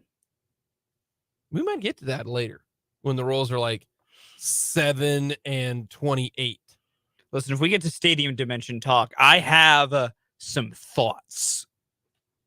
Is it like my wife on how the fact that different ballparks have different dimensions? Oh is yeah, stupid? I despise. Have I told you about that talk? Yeah, no, I remember. Okay, I did. Yeah, Okay. you remember because you brought it up, and I immediately said, oh, "That's my exact thought I've had for years." Yeah, It is stupid that, and other people are like, "Well, it's fun, it's quirky." No, baseball's the only game where a part of their in-game playing surface is different depending on where you are. Yeah. The only sport. It drives me in. There is a Twitter bot, before that website fully ends up breaking here eventually, called Would It Dong. And basically it's, I'm sure you're familiar with the Jake. For anyone that don't know, it's a bot that happens that when people either hit long flyouts or if they hit home runs, it's a bot that tells you what parks would it be a home run. That is my favorite way to look at it and go, this world is stupid. I can't remember who it was that hit a home run or like, this would have been a home run in 2 of 30 ballparks. And I'm like, and the answers were Yankee Stadium and Fenway Park. It's stupid. And then it's got like, this would have been a home run in 28 of 30 parks, but not Kauffman Stadium. And I'm like, not Kauffman Stadium or where the Tigers play. Comerica. Is it still Comerica? I believe it's still Comerica. Whatever. As far as I know. But yeah, dead center, Comerica's like 420. 420. Yes, no. Yeah. I have a very, very strong opinion. And I know that I think I'm still in a minority about it. I have a strong opinion about it. I do have a buddy of mine who, him and our big baseball guys, he's with me on it. Is very stupid that all 30 stadiums have different wall sizes. Trying to explain that to my wife one time. I remember you telling me this story and she was just baffled. And then it got me thinking it got you on the train of like, wait, hold on. And she goes, I go, yeah, that I go, or said, so we were listening to the Royals or something like that. And she goes, and I said something of, gosh, that would have been a home run somewhere else. And she goes, wait, what? And I said, yeah, not all ballparks have the same dimensions. Like at Kauffman Stadium, center field's like 405. And left field is like 350. But at, let's say, Fenway Park, they've got this giant monster that's 30 feet tall, but it's only 220. And then you can hit a 240 yard or 240 foot hit. And it's a home run. And then, elsewhere, then she goes, that is dumb. And then, thank you. And I tried to explain why. And she goes, Jake was stuck in the, well, no, this is good. Trust us. This is good. And you're like, wait, hold on. I'm just trying to describe it to her. And it was. And it makes you realize the absurdity of it all. Oh my gosh. It was. Yeah, it took me a while to get there, but for the past several years I've been on camp, there should be uniform wall distances and uniform wall heights. And I mean, I'm still cool with like a range of like, wall heights are 7 to 10 feet. Like, cool if you want to be quirky within a different range. But we need some uniformity on outfield wall distances. The outfield wall height needs to be robbable. I agree with that. I need it 7 feet. I think 7 feet's the perfect height. That way you can jump up high and be like Ken Griffey Jr. or Kenny Lofton and grab it. Whereas, like, if it is, I mean, Kauffman's almost too high. Kauffman's like a 10-foot wall, damn. Kaufman's close. Toronto's is, I think, almost like. Or the changed some stuff. The Rays, yeah, the I Rays believe too. Called, or there's more than a few parks with some tall walls. Yeah. But I don't want them joke small like the corners in the Angels or Fenway's right field corner. Or Fenway. Like, it shouldn't be at my knees. Like, it should be for most outfielders where they're reaching up and like Aaron Judge putting his glove up should barely get his glove over the top of the wall. But if he starts jumping, he can clear. Or if you get a solid foothold, you can get real up there. Like 7 Junior feet's did. a good spot. Yeah, like Junior. Yeah, or Kenny Lofton. Kenny Lofton. Kenny Lofton, really too. good at that. Really good at that. No, I like the robbing of a home run. Yes, that's and cool. some walls are not conducive for it. No, yeah. Listen, I just want to eliminate cheap home runs, and I want to eliminate deep fly balls that are like, this is a home run, and 27 are the ballparks. Then why for those 3 is it not? That would have been stupid. That would have been a touchdown at Soldier Field, but not a Yeah, touchdown. that's because I have had people when I brought this up go, oh no, it's fine. I'm like, so you're saying if you wanted to play like football's a great example. So if people came to Kansas City, the Chiefs play on a total of like an 80-yard total field.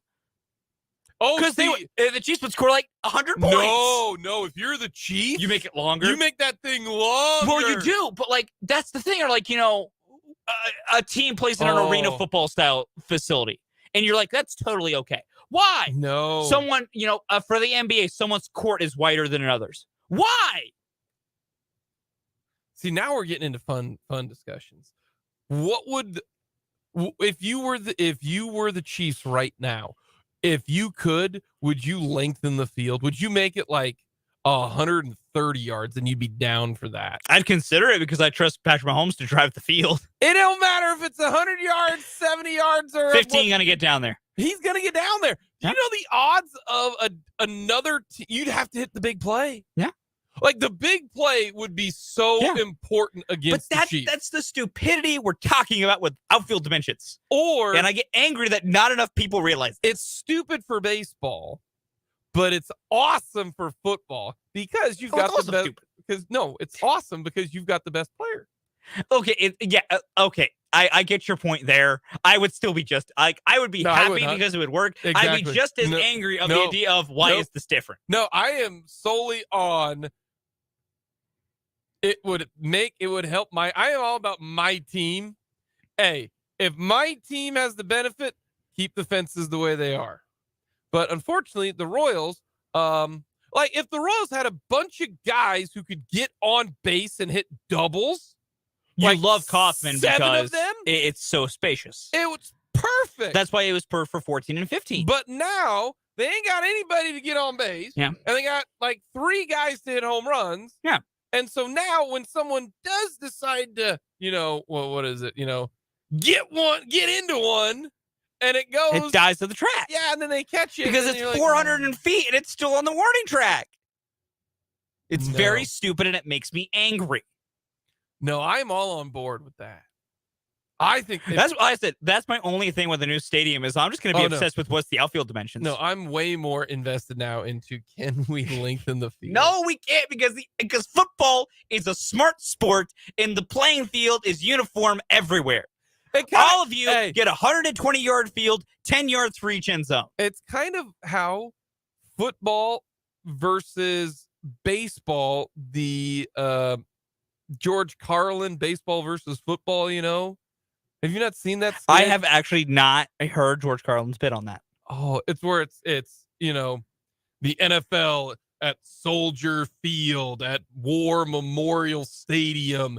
You throw long bombs and you have to penetrate the defensive line, and it's rigid. A lot of war analogies. You play in.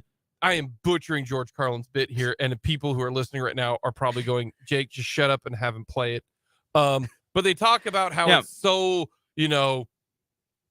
play in sleet and snow and terror, where in baseball is, you get sacked and that type of thing. Where in baseball, it's an error. You go home. If it's raining, you don't play. You play tomorrow. You go to the park. The whole objective is you go home. It's so nice. Yeah.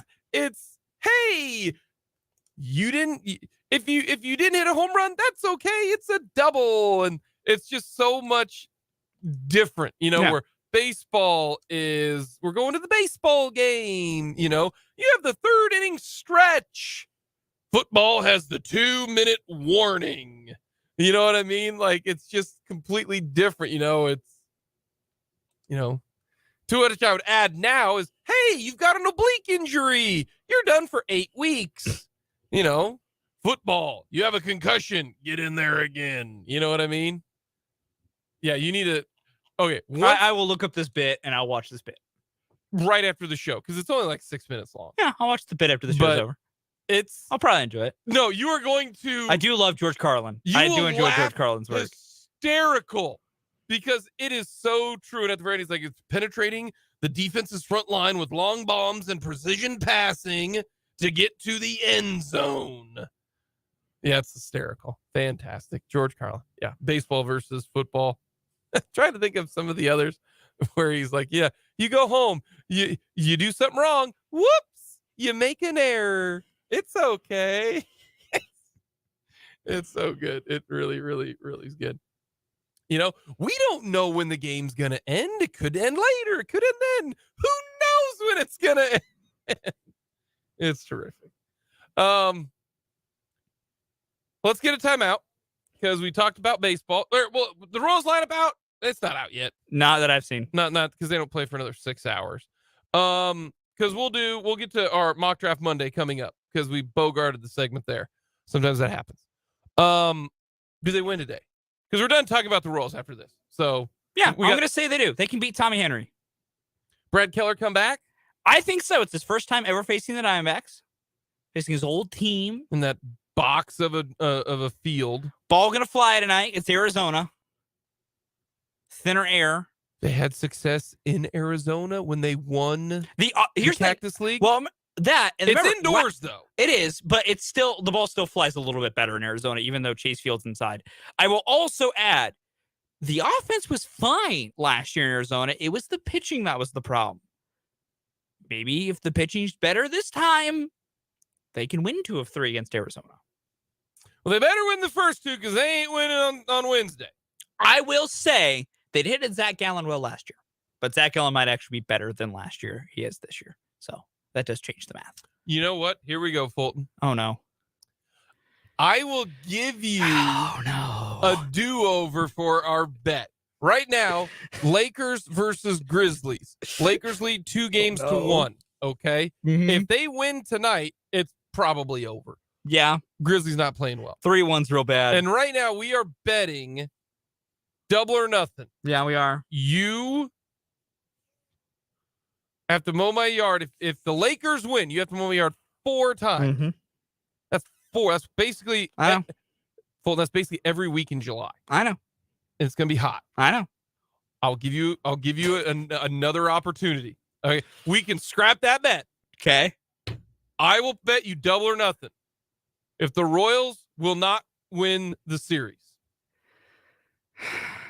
You can scrap this bet with Memphis. And that is no longer happening. I just want to say. But I'm going to tell you, I don't think the Royals are going to win the series. Mm-hmm. They're not going to win 2 of 3. If you think they're going to win 2 of 3 against the Diamondbacks, we can scrap the Lakers Grizz bet, and you can start a brand new bet, double or nothing, because I'm a nice guy. But you might still ride with the Grizz, and that's fine. I'm basically giving you 2 options here. And one of them involves betting on the Royals to win baseball games. Not 1 game, 2 games. That's why I said games. Okay, gotcha. Which means if they lose either one of these next, like if they lose tonight, they got to win the next 2. They win tonight, then you got a chance. Oh, I know. I'm giving you an option. I know. It feels crazy to bet on the Royals to win baseball games. Okay, so you want to stay with the Grizz?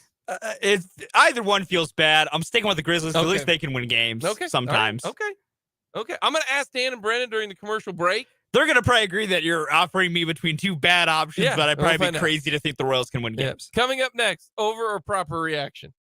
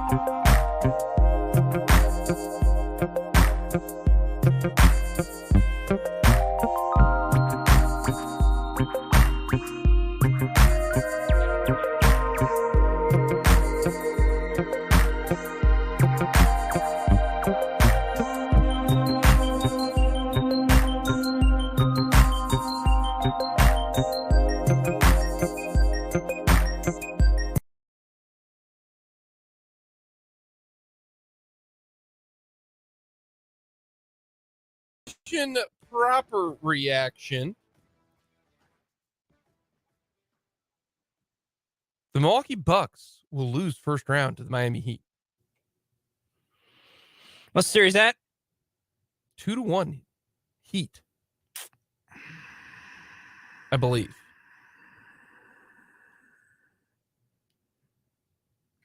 Still going to say overreaction.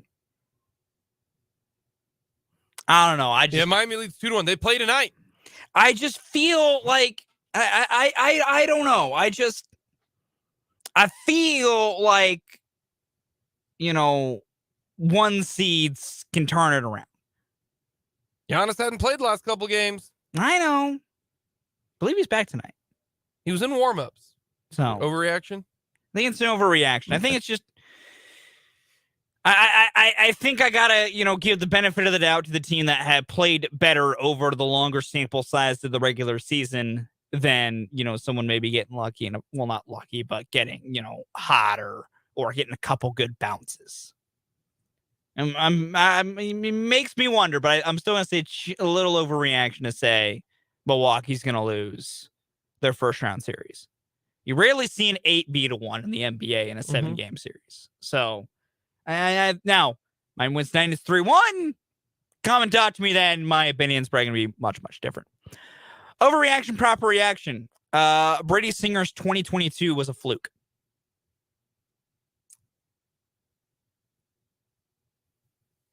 On today's date, it's an overreaction. Okay. Overreaction today's That's date. fair. I need... Is it much like me as if, the Bucks go down 3-1, my opinion changes where if Brady gets shelled tomorrow, your the Cernometer might change? I think he needs to have 2 more bad starts. Okay. In a row.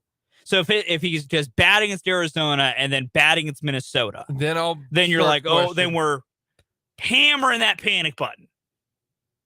Not panic, but we're hammering all right, what the hell is happening?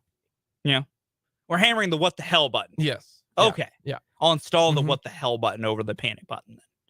Make sure you can smash that one instead. Yeah.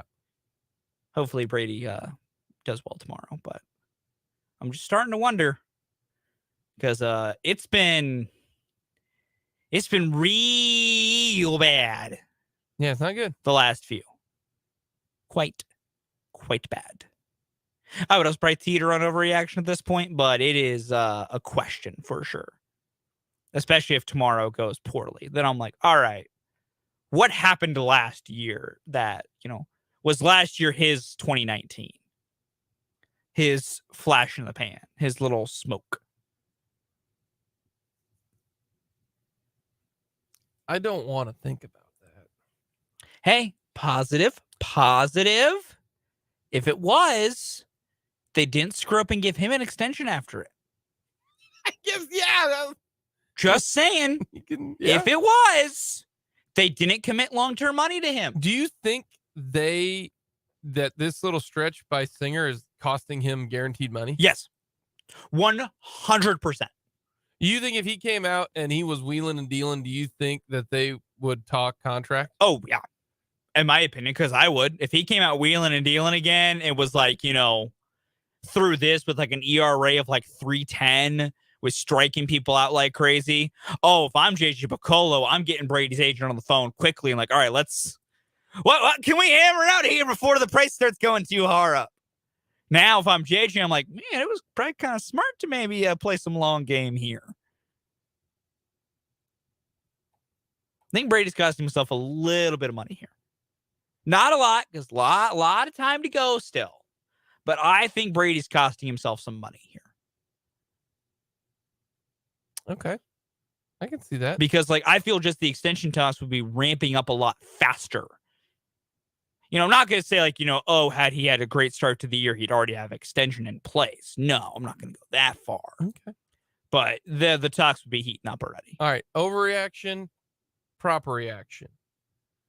The Cardinals, who picked third, will trade out of the third round, and someone will trade up.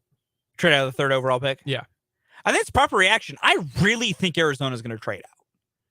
I don't know if they will. I've heard a lot less recently. That makes me start thinking I'm wrong for thinking it. But man, I feel like, is Indianapolis going to get frisky enough that they really want to make sure they get their person? Does Vegas prove, do something different that I don't expect in Vegas leapfrogs? Mm-hmm. My big thing is this: does Tennessee make a move? Does Tennessee think we need to do something to get a guy to get us into our next phase? I don't know if they will, but they could. There's some options that I'm intrigued by with teams that float around that spot, float around where they could reasonably make a push for 3. And Arizona doesn't need the quarterback, which always kind of gives you some leeway in the top 5. Mm-hmm. I don't know. I think it's proper to think they'll trade out. Okay. I really think so. By the way, some big news in the NBA right now. The Sacramento Kings' De'Aaron Fox has suffered a fractured index finger on his left shooting hand. Fox is expected to be listed as doubtful to play in Game 5 versus the Warriors.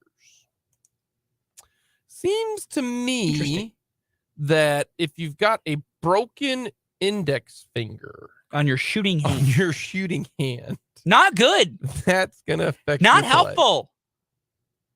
Just slap that baby, perfectly tie it into here. That's not how that works. Staple it down. Hand. You're fine. You can't buddy tape your shooting hand. No, you cannot at all. I don't think you can. Correction. You can. It's just probably not going to work well. You can buddy tape fingers to catch a football. Oh, yeah. Yeah, you can do that easily. That's no problem at all. But yeah, that's a problem. Shooting a basketball by buddy taping, probably not the easiest. Yeah, no, I'm with you on that. I wonder what they'll do there. That's fascinating. It's unfortunate. Coming up next, we'll finish things off with Mock Draft Monday.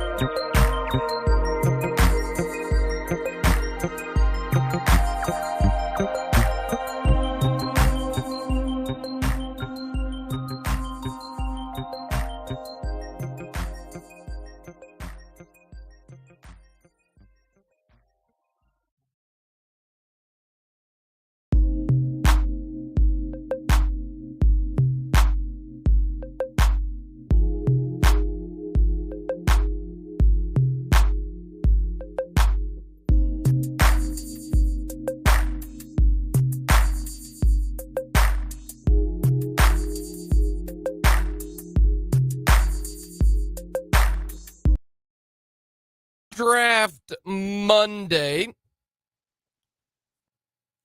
We're going to go with one of the more well-known sports reporters out there to start things off. Good old Football Morning in America, Peter King of NBC Sports.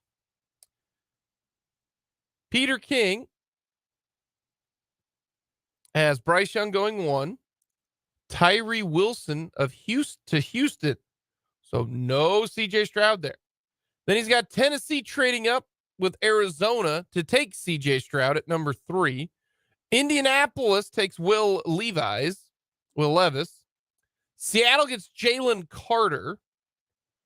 Detroit, Will Anderson falls to Detroit.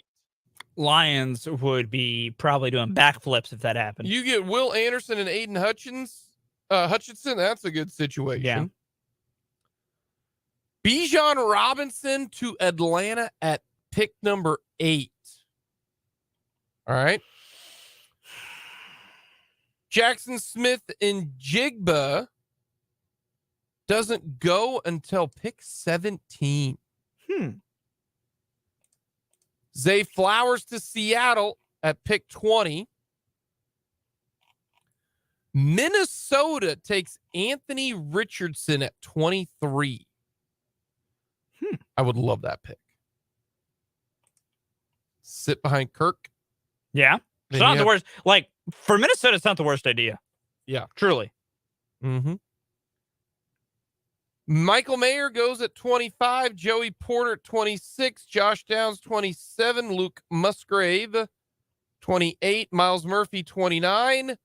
Jamar Gibbs, pick 30. Jahmyr Gibbs, excuse me. Jahmyr Gibbs, pick 30. So the Kansas City Chiefs, according to Peter King's mock draft, Osiris Torrance, guard, Florida. His reasoning: Andy Reid always wants to take care of both lines. And with Joe Thuney entering his age 31 season, the best guard in the class makes sense here. If you consider Northwestern's Paul Skoronski a top tackle guard, that's what Torrance is, the top guard in this class. At 330 pounds, he's got the reach and wingspan of a tackle. Just ask Jalen Carter of his toughest, or just ask Jalen Carter his toughest foe this year. I bet he says Torrance.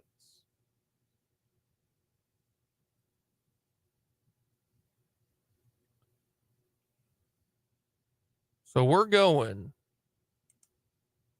interior offensive line. And the reason is because Joe Thuney is 31. I'd like to remind people that Joe Thuney has 2 more years under contract after this year. I would like to remind people that Creed Humphrey has one more year after this year, and Trey Smith has one more year after this year. Joe Thuney's cap hit is $22.6 million next in 2024. Mm-hmm. He's uncuttable right now. He also was an All-Pro this last year. $22.6 million next year in 2024. Dead cap $13 million. The Kansas City Chiefs are not going to draft an interior offensive lineman with the 31st pick of the draft. No chance. And I just told you why. One, Joe Thuney still has 2 more years under contract after this year, and he was an All-Pro this year. You don't draft the first-round pick to sit behind a guard for 2 years. No. Unless they're trading Joe Thuney or Trey Smith. Then you draft a pick at 31 who is a guard. If you're going to trade Trey Smith or Joe Thuney before the start of this season, then you draft a guard. They're not going to do that. Correct. 31-year-old Joe Thuney was an All-Pro this year, whose dead cap is $13 million next year at 32. If they want to draft a guard, 31 next year, that's fine. I'm okay with that, because then after 2024, you can cut Joe Thuney before he turns 2023, save $18 million against the cap. Insert Osiris Torrance in 2025. The heck is Peter King talking about? Yeah, I'm not a fan. If they draft Osiris Torrance, who might be a great player, might be a fantastic player. He just doesn't fit with Kansas City. I'm going to throw something. Yeah, no, I don't blame you. I will be in Kansas City, and I'll throw something. I'll throw a chair. I'll throw a water bottle. I'll throw Brendan. Don't throw Brendan. That's rude. I will pick Brendan up, and I Don't will throw Brendan. him. That's mean. Like, I will be upset. Entire side note. How far do you think you could toss Brendan? I don't know if you could toss him that far. He's a lanky guy. Yeah, but I think what I'd do is I'd pick him up and like hold him. Okay. Like this way, like a board. Yeah. And then run and then throw him like that. Okay. I think I could probably throw him 5 feet. I thought you'd go for like a back loose hold, like a little spin on it, and kind of like discus it. Well, that's not a throw. That's more of a heave. Oh, so now we're going to know the difference between a throw and a heave. Yeah, because to me, a throw is you have to pick him up. Well, yeah, I mean, I'm saying you're picking him up. Just you're doing it more like a. I don't think I can pick him up by like if he's wearing like suspenders and like by a belt. I don't think I could pick him up. I'm not strong enough to do that. That takes a lot of. That's fair. So you think it's also a question of like you could get the old double arm. Yeah. Okay. Like I'd have to like scoop him up and then throw him that way. Okay. But I'd do it if they take Osiris Torrance.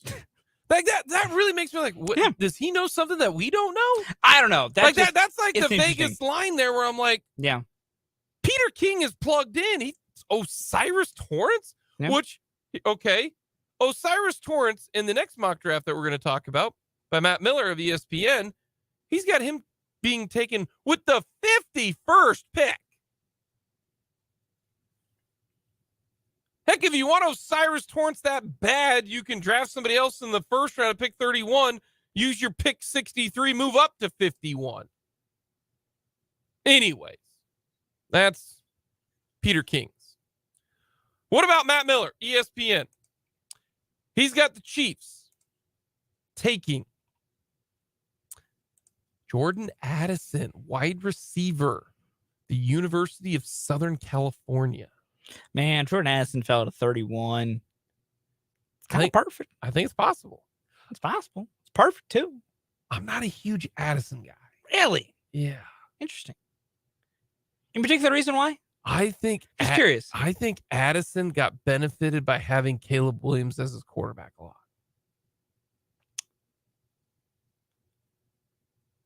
So I need more separation from my college receiver than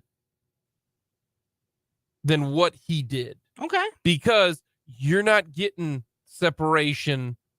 If you can't get separation from college receivers, you ain't getting separation from Sauce. You ain't getting separation from Pat Surtain. You ain't getting separation from McDuffie.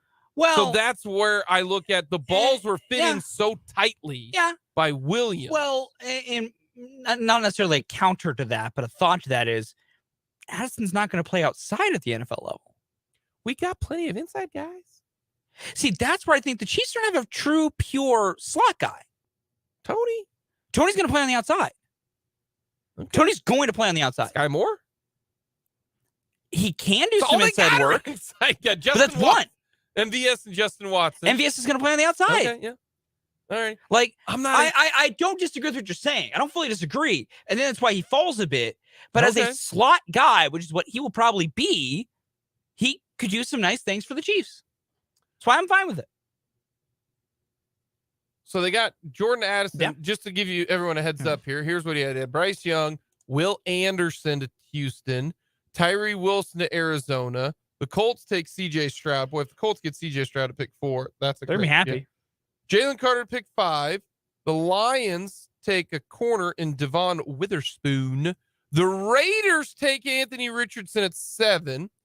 And then you move on down. Some of the other highlighted ones. Tennessee takes Will Levis. Houston takes Jackson Smith and Jigba after taking Will Anderson, which then that sets you up for the Caleb Williams sweepstakes. That would be a great 2 years of drafts to me. Let's see. Dalton Kincaid goes to Green Bay at pick 15. Brendan would probably be happy. Broderick Jones to Tampa Bay. Murphy to Seattle. Bijan to the Chargers. Zay Flowers to Baltimore at 22. Minnesota takes Hendon Hooker. Michael Mayer goes to the Cowboys. The Bills take Quentin Johnston. The Bengals take DJ Turner. So these are some of the guys that are on the board, and they take Jordan Addison, pick number 31. Okay. Some of the guys they could have had that might be there: Anton Harrison, Jalen Hyatt, Keon White. Some of the guys there. So what about the second pick in this mock draft? Sam Laporta, tight end out of Iowa. I'd start dancing up and down. Here's the thing about Sam Laporta. Do we know he can actually catch because they never, ever moved the ball at Iowa? Kind of joking, but also kind of being serious. No, that's what I will say this. If Iowa does anything right when it comes to skill position players, they produce tight ends.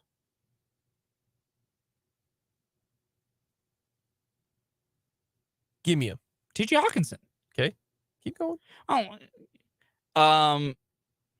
Was George Kittle Iowa? I think Kittle was Iowa. Okay. Yeah, George Kittle.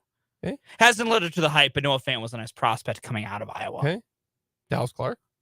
Went way back then. Yeah, go back to the way back machine. So Sam, you be on board with Sam Laporta at tight end? Oh, I'm totally down with Sam Laporta. Oh, yeah. He's got good athleticism for a tight end, which for the Chiefs, their tight ends are more, if you're thinking of a guy that can pair with Kelsey and work with that idea, you need to be a pass catcher. I'll see. But I'd be a fan of Sam Laporta. I think Sam Laporta's got a lot of upside where if you're taking him back to the second, I'm all for taking Sam Laporta. Okay. Third round pick, by the way, picking right around the Chiefs at pick number 63. You have Derek Hall, the D end we've talked about, to Detroit. Mm-hmm. You've got Cody Mock, guard out of North Dakota State. Mazi Smith, defensive tackle, goes to the Cowboys at 58. It's interesting. And then right before the Chiefs, DeJuan Jones goes to the Bears, and Isaiah Folksky goes to the Eagles. Defensive end out of Notre Dame. Chiefs take Laporta. Okay. Third round pick, they decide to go edge with Isaiah McGuire, defensive end. And then I like this fourth round pick. Blake Freeland, offensive tackle out of BYU. Like Freeland in the fourth round if you can get him there. That was interesting. So that's one mock draft from ESPN. Addison, Laporta. So they do. They get, out of their top 4 picks, they get 2 pass catching options. Yep. Addison and Laporta. Get an edge. Get an edge and an alignment. Now, Addison. Business done. If you go with this, there's no way KC uses all of its picks this year. They'll either trade up or trade out, says one rival GM. But a surprising drop down the board for receivers allows the Chiefs to select a potential wide receiver 1 without moving up. Addison is primarily a slot receiver, has 219 catches, 29 touchdowns over the past 3 years, 2 of those at Pitt.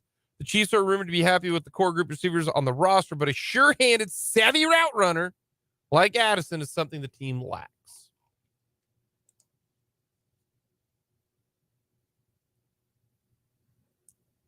Last one we'll look at. We will look at Jesse Newell's mock draft for the Chiefs. And he's got the Kansas City Chiefs taking Quentin Johnston, wide receiver. One time about me trying to find a way to do backflips over a pick. I would hurt myself trying to do it. But and he said they struggled to land free agents. Zay Flowers was mentioned in his first mock, but he's going to go Quentin Johnston. Second round pick, the big man out of Baylor. Do you like Siaki? Is it Ika? I believe it's Ika. And yes, I do. He's very athletic for a very big old boy. Big dude. That's a space eater who can move. Yeah. Would pair perfectly with Chris Jones inside. Yep. Be a great pair. Round number 3, he's got Isaiah McGuire. So many Missouri people. Okay. I don't care. Nick Bolton, fantastic. I know. Nick Bolton is the only guy from Missouri I've ever enjoyed. Okay. So they've got wide receiver, defensive tackle, edge. And then with the 4th pick, cornerback Jalen Jones.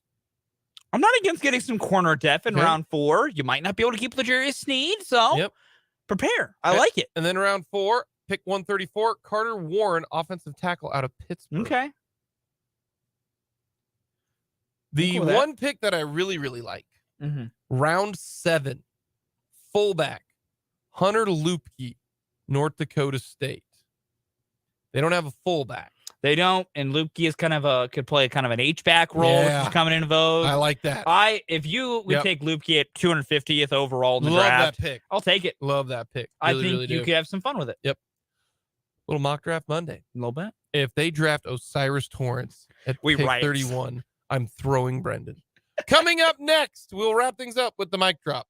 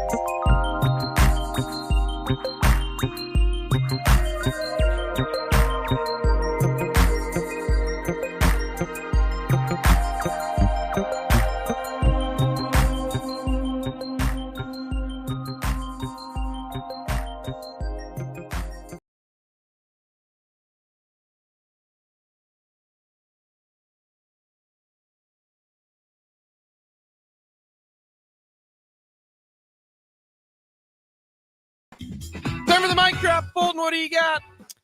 It's draft week. I really like draft week. It's fun because the draft is an entertaining time where you can actually finally sit through all of these different mocks and whatnot that we all keep arguing over who to pick where and what have you. We get to finally see it come to fruition. And more importantly, for those that actually do the mock draft business, you get to see how right you were. And there's nothing more fun than getting a prediction correct. And that's why I love draft week. It's very fun. So I'm excited for it to get kicked off this week. Shohei Ohtani was stupid on Friday. I hope you watched that game.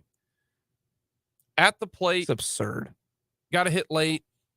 He's a unicorn. Yes. Just incredible. He's the only one that term should be allowed to apply to.